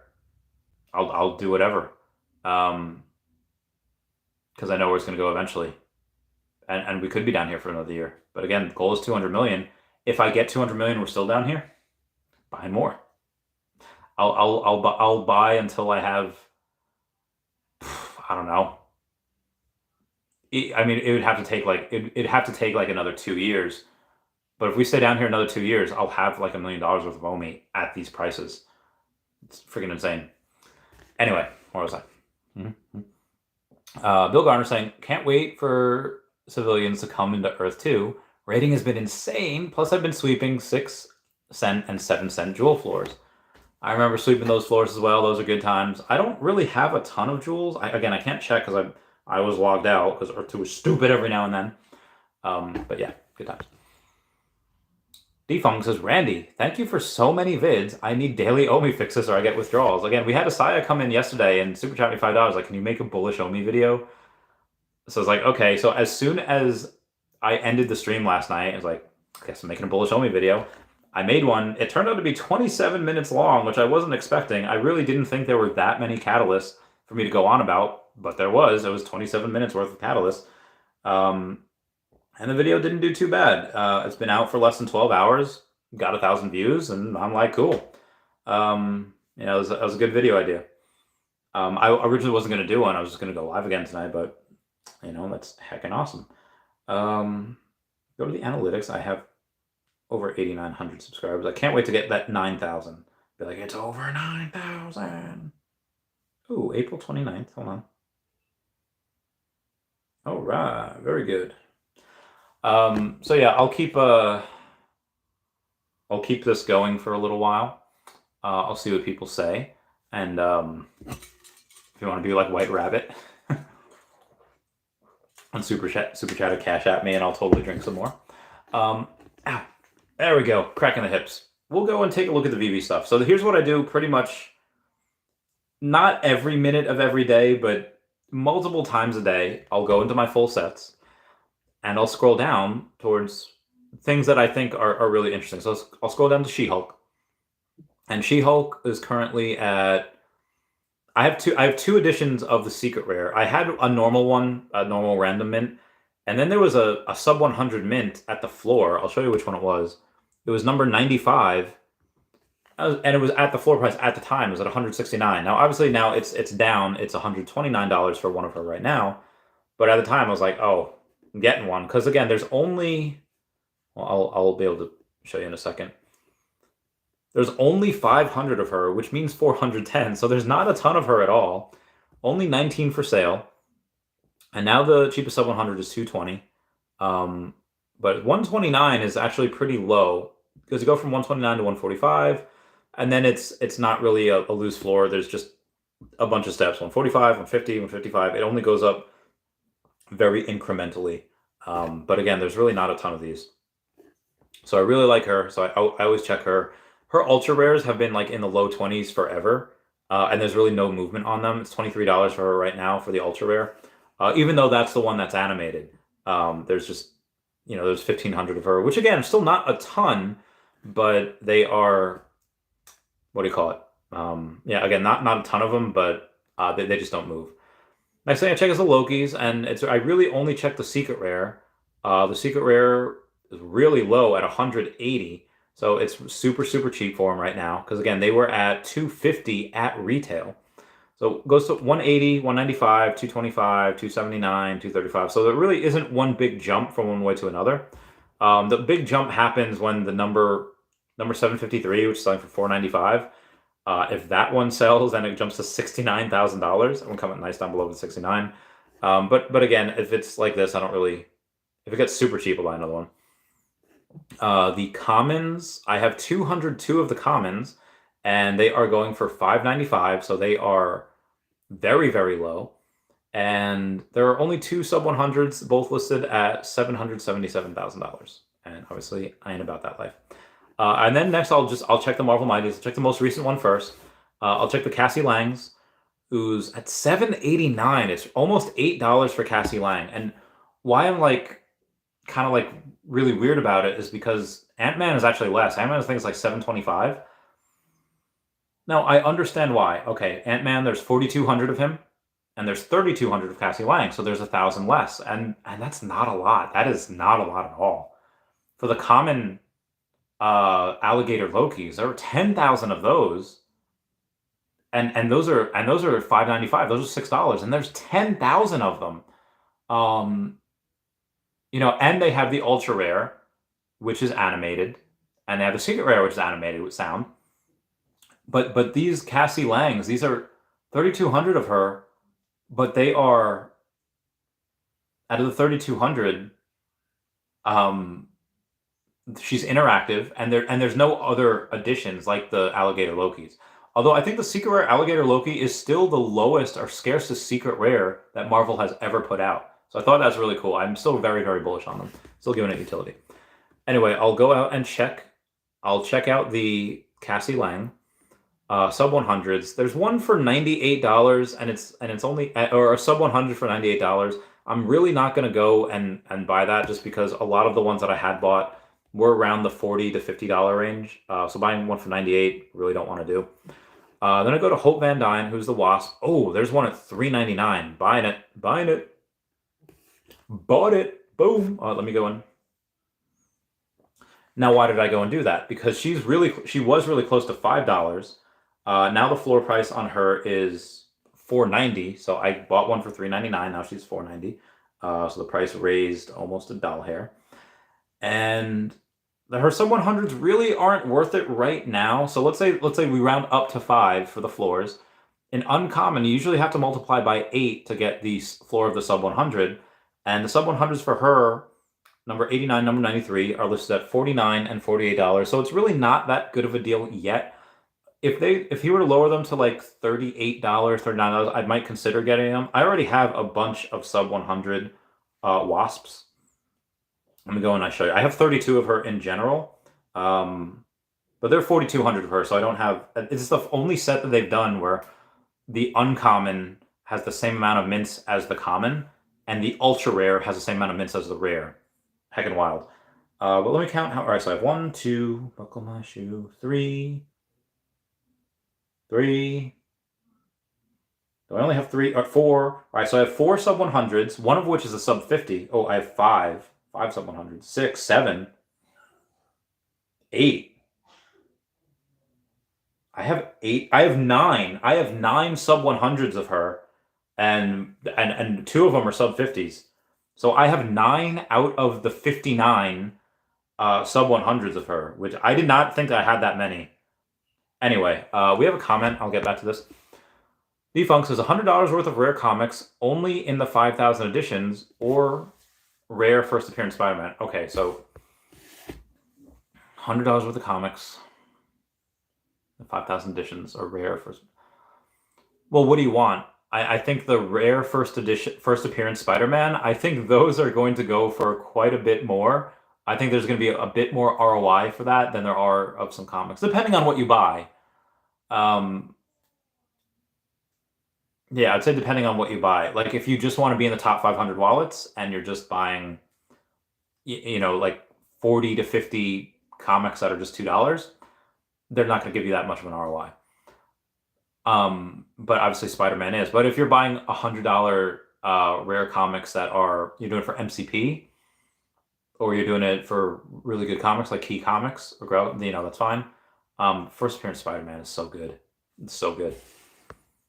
The Metaverse is 1 cent. Low key want to break even. 1 cent will probably be next year at some point. I would actually say a year from today, or even less than that, we get that 1 cent mark. Especially around that Bitcoin halving. OMI will be on at least one major exchange by that point, if not multiple. So that's what I think we get to. Mm-hmm. Metaverse is 1 cent. Low key one. Oh yeah, so I just read that. Just mentioned that. Okay. Anyway. We're gonna go over to the Ant-Man and see what he's going for. So Ant-Man's only at $7. Again, I'm not 100% sure why. Ant-Man is an Avenger, had 3 movies called Ant-Man. Obviously, then he had Ant-Man and the Wasp, then he had Ant-Man and the Wasp Quantumania. It was never Ant-Man, the Wasp, and Stinger. It was never Ant-Man and Cassie Lang.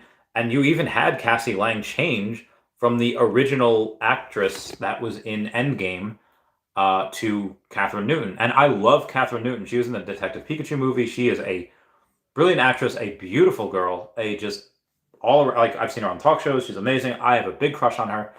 And I know in the movie she's supposed to play like a kid in her early 20s. She's actually 26, so, not creepy. Also, I'm only 32, so, calm down. But again, I don't know why she's going for more than this is literally her first movie. And I get it. She's going to be in the Young Avengers. She's going to be in the definitely in Secret Wars. She's going to be she can play this character for 26 years and be 1 year younger than Paul Rudd is right now. Now, obviously, Paul Rudd doesn't age, and this person probably will age. But it's I don't know why she's almost $1 more than Scott Lang, even though.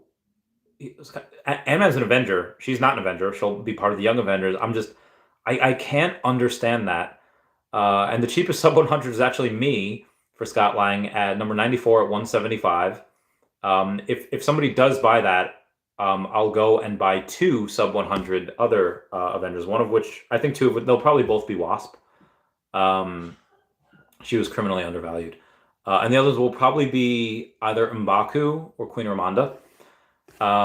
But we're going to go, I don't normally look at Hank Pym or Jan Van Dyne just because I don't think they're really that popular, even though Hank Pym was the original Ant-Man and is really dope. He's $9.50 as an ultra rare. He's not, I don't really see him as that good. I know he's interactive and you can get a sub 100 of his for $28, but I don't know. I just don't see it. Same thing with Jan Van Dyne, and Jan Van Dyne obviously beautiful in that movie. She's $13, so she's the only one in this set that's over the original price of $13 for the blind box. And you can get a sub 100 of her for $37.79. That's about it. I think the one I have of her is actually sub 100. Anyway, we have I guess if you really want to go and talk about the rest of the set, we have the cheapest secret rare on the app, which is the MODOK. MODOK, like I said, the cheapest secret rare on the app at $26.49. And the sub 100s I don't think are worth it. You can get a sub 100 for 86, but again, I don't think MODOK is everyone's favorite character. I think he's just kind of there. Some of what he does is kind of cool. He kind of died as in like Avenger, where he's like, oh, it was good to die as an Avenger. And then everyone's like, yeah, you're totally an Avenger. And then clearly he's not. So I'll go over the other set of Marvel Mighties. We'll go with M'Baku. M'Baku, in my opinion, is King of Wakanda. I think he's at $5.99 now. That's actually it's actually okay. That's a little more appropriate than the $3.50 he was at. So I think $6 is much more appropriate for him. Again, King of Wakanda. One of the things that I think of him is actually undervalued is number 81 and number 83 of him. Usually with the common Marvel Mighties, the sub 100s are about 10x more than the floor price. So the floor price was $3.50 or even $4. So the $44 and the $40 for the sub 100s usually were kind of okay. But now that M'Baku is about $5 or almost $6, now I think that the number 81, number 83 at 44 and 40 gems are appropriately priced. And again, I know Wasp is an Avenger in the comics, and she's in Marvel's Mightiest Heroes as an Avenger as well. So she's in like Marvel's The Avengers in the animated versions. M'Baku is not, even though I think M'Baku is cooler, King of Wakanda. The better bang for your buck probably would be the Wasp. We're going to go with Nakia. Not too many people know who Nakia is. Even if they watch the movie, they kind of, don't really know or care who Nakia is just because, I don't know, I don't think she plays that big of a character. That being said, I do have 16 of her, and I have a couple of sub 100s. I have 1, 2, 3, 4, 5, 6, 7. I have 8 sub 100s of hers, and 2 of which include the number 42 and number 43. So I did go kind of hard on Nakia, even though I don't think she's that good of a character. Namor we went over before. I won't go over him again. Okoye, oh God, I love her. She is the Dora Milaje, in my opinion, like one of the best characters in Black Panther. She's worth about $5 right now. I only have 6 of her, so I don't have like a ton of her. I'm not trying to pump my bags. But there aren't too many sub 100. For the uncommon, you usually multiply the floor by 8, so she's $6. So it'd be $48 for the sub 100. Would not be, I think is pretty fair. The cheapest one is by someone named Hex, number 70, listed for $59. Not a terrible deal, because again, Okoye is pretty cool, but there's 3,200 of her. There's not a lot of her in general, so the sub 100s, even though they do have a little bit of a premium, not a ton. Queen Ramonda, she's the Marvel Mighty that I have the second most of. I have 62 of her, many of which are sub 100s as well. She's going for $3.60, so she is the cheapest of the bunch. I think she should probably be more than Nakia, but she's $3.60. She is the queen, I think partly because, spoilers, if you don't want them for Black Panther, she dies. And the cheapest sub 100 is 90, so there's not really any good sub 100s for her anymore. So if you want something that is not a lot of money, she's $3.60. Not bad. Riri Williams. She was not only a very key character over in Wakanda Forever, but she's also part of Armor Wars. She also has she's going to play a big part in, I don't know if she'll be in Young Avengers. She probably will. Maybe not. I don't know. Young Avengers, if not, just the Avengers in general, in Secret Wars, she'll be there. So there's not a ton of her. She's going for $13 right now, which is better than the $10 she had gone for. And the sub 100 of her, the cheapest one is 73.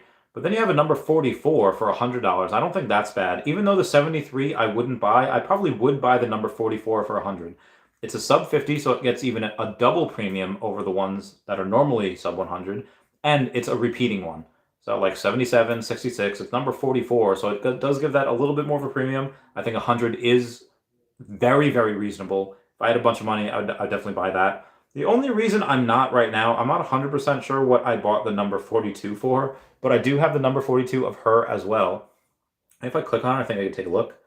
I paid $135 for the number 42. So paying $100 for the 44 is probably pretty good. Again, I just don't have the gems right now to get it. But since we're talking about that, we'll go to the Shuri Black Panther Secret Rare. For that set, there's only 910 of Namor, so there's like 887 of her. So she is the scarcest Marvel Mighty, but she's only 148 gems, and the sub 100 of her is, the lowest one is me at 275. But yeah, it's 148 gems, and the reason why I listed one for sale is because I do have 2 of her. They're both sub 100, so it doesn't really matter. Anyway, do you have any more comments? We do not have any more comments. I'll go over for maybe like 10 more minutes before I bounce. What's another one we could do? I guess another one of the more popular sets is the Spider-Man one. So we'll skip the we can go over the Deadpool Chimichanga truck real quick, just because that's only one. It's very, very easy to. I feel like this is the one that people don't really like though, even though I love it. I have two. I have two of them. Nobody really likes this one. Um, and the sub 100s aren't even like worth it. It's 150 for the cheapest. I have two. It's worth like $10. It's good if you really want to get a set for really cheap. It is a Marvel Mighty, and you can get that for cheap. I'll skip over the Thor one for right now. I'll skip over the Deadpool one for right now. I'll go over the Spider-Man just because a lot of people really like him. We'll start over with Black Cat. Black Cat is $11, but she's a rare, so the sub 100 should be about 66 on a fair one. There's not, because this is a little bit older. He didn't really get this till last San Diego, I think, Comic-Con. Cheapest sub 100 is 94. Black Cat, even though is a fan favorite in like the comics or in the original Spider-Man, the animated series from the 90s, everyone loved her, but it's just been quite a while since she's been a relevant character, so that's why she's not really doing that well. Then you have Ghost Spider. You got Spider-Gwen. Everybody loves Gwen Stacy. She's only $8.15 right now, which doesn't seem like that much. Like, oh, well, you know, Cassie Lang is $8. Yeah, but Cassie Lang is a lot less popular. She only has 3,200 mints, whereas Spider-Gwen is a lot more popular, and she has 13,000 mints. So it kind of does make sense that they are the same, because one is more popular but has a lot more mints. One is less popular but has a lot less mints. Plus, she was just in a feature film. There are no sub 100s for Ghost Spidey that are really worth it. The cheapest is number 52 for 300 gems. It's just kind of a lot. It's not really something that I would really get right now. And then we'll go to Green Goblin. He's, out of the three villains that are in the Mighties, you know, Doctor Doom, Red Skull, and Green Goblin is the cheapest out of all of the villains. So if you go and take a look, there's only 22 of him for sale, so there's not a lot. And he's $60? There's like... And he's the... So I think there's like 5,000 Dooms and then 5,000 Red Skulls, give or take a couple hundred. But there's 3,333 Green Goblins, and he's like one of the most, if not the most famous Spider-Man villain. And he's going for $60. He's the cheapest. He's the one that is the scarcest, and that's $60. And the cheapest one is number 53 at $350. I don't think that's really worth it either. So I really wouldn't get that. But again, there's no cheaper option. There's not a ton of him left. Just on the market in general, there's only 22 for sale. So yeah, not a ton. Then we'll go to Spider-Man. So Spider-Man for this is not a first appearance, so that's why it doesn't have some of its luster. It's at about $15 per Spidey right now, and the cheapest sub 100 is $2.99. Again, I don't really think worth it if it's worth 20x the floor.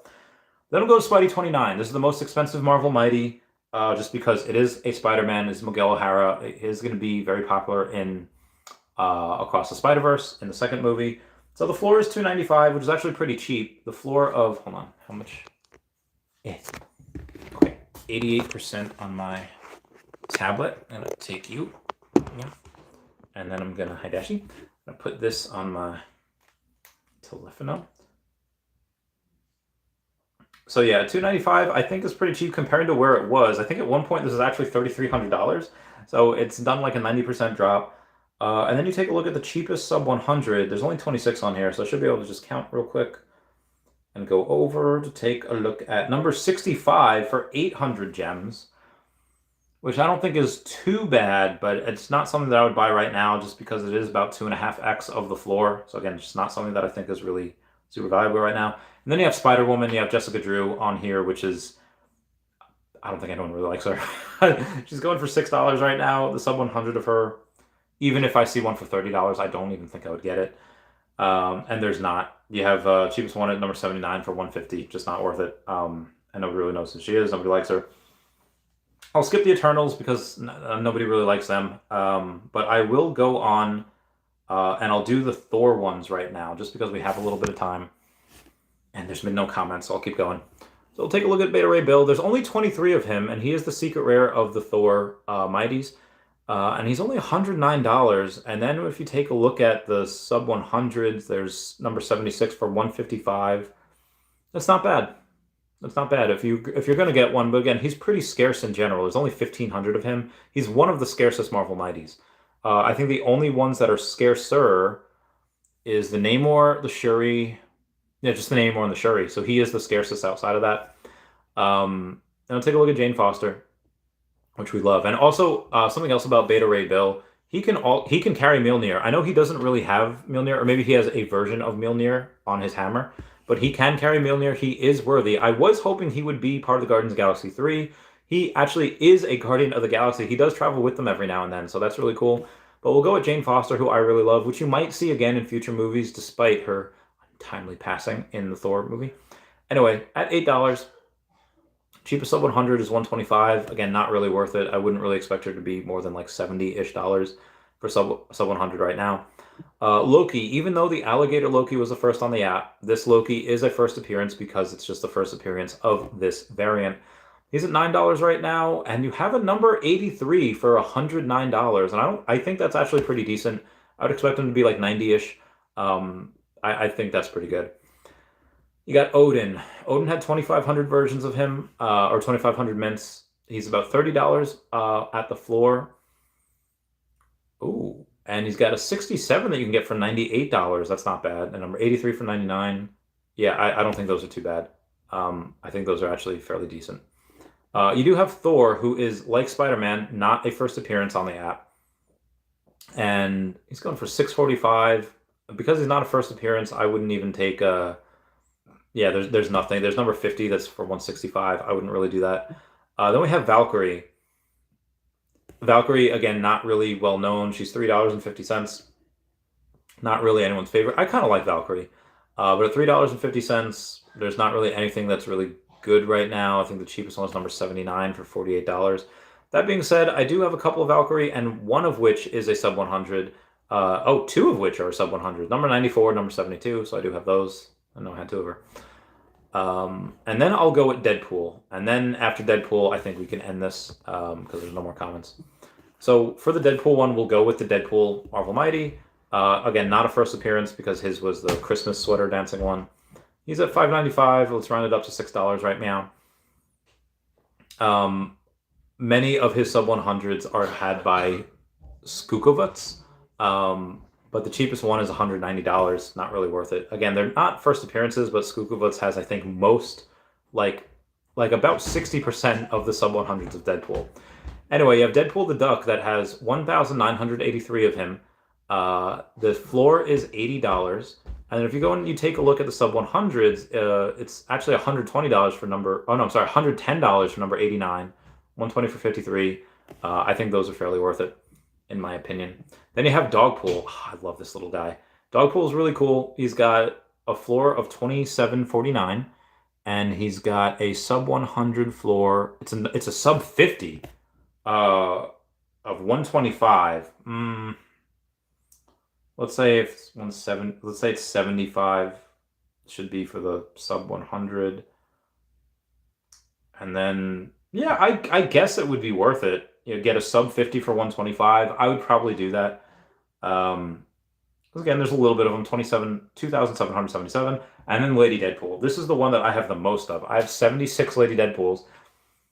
I think I have 8 or 9 of them that are sub 100 as well. I think I have one sub 50.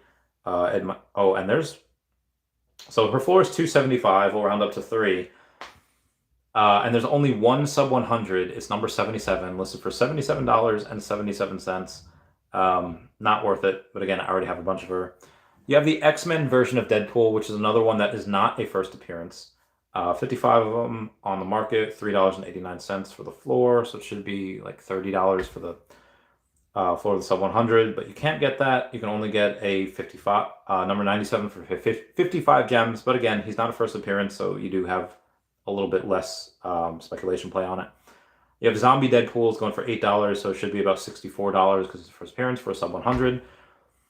You get number 75 for $75, and that's probably the cheapest you're going to get. But then you have a sub 50. You have number 47 for $111, so I would get that too. I think that's also not a bad idea. I think out of the 3 of him I have, I think one of them is a sub 100. Oh, 2 of them. Nice. Number 94 and number 80. I keep having a little more than I remember thinking of about that I do have. And that'll be about it. Well, yeah, no, that's about it. We got about 30 seconds left before I end it. Before I end it all. No, not all. We do have a comment from Tim HNC. He says, rough day, I guess. Just tired. Ha ha ha. Do I look that tired? I don't think I look that tired. Maybe I do though. Thank you guys for the likes. The likes mean the world to me. But I only have 30 likes. Oh no, 42 up there. I don't know why it says 30 down here and 42 up there. They be lying. They do be lying to me though. Anyway, guys, that'll be it for me. Please comment, like, and subscribe. Comments are good for the YouTube algorithm. Thank you for the super. Well, I will thank White Rabbit for the for all of those Cash App tips, and Stan for the super chat. And then again, link down below for Patreon. Link to tipping me and later to OMI. Become a member. Everyone say bye bye to Dashi. Bye bye, Dashi. I love you guys. Goodbye. Meow meow.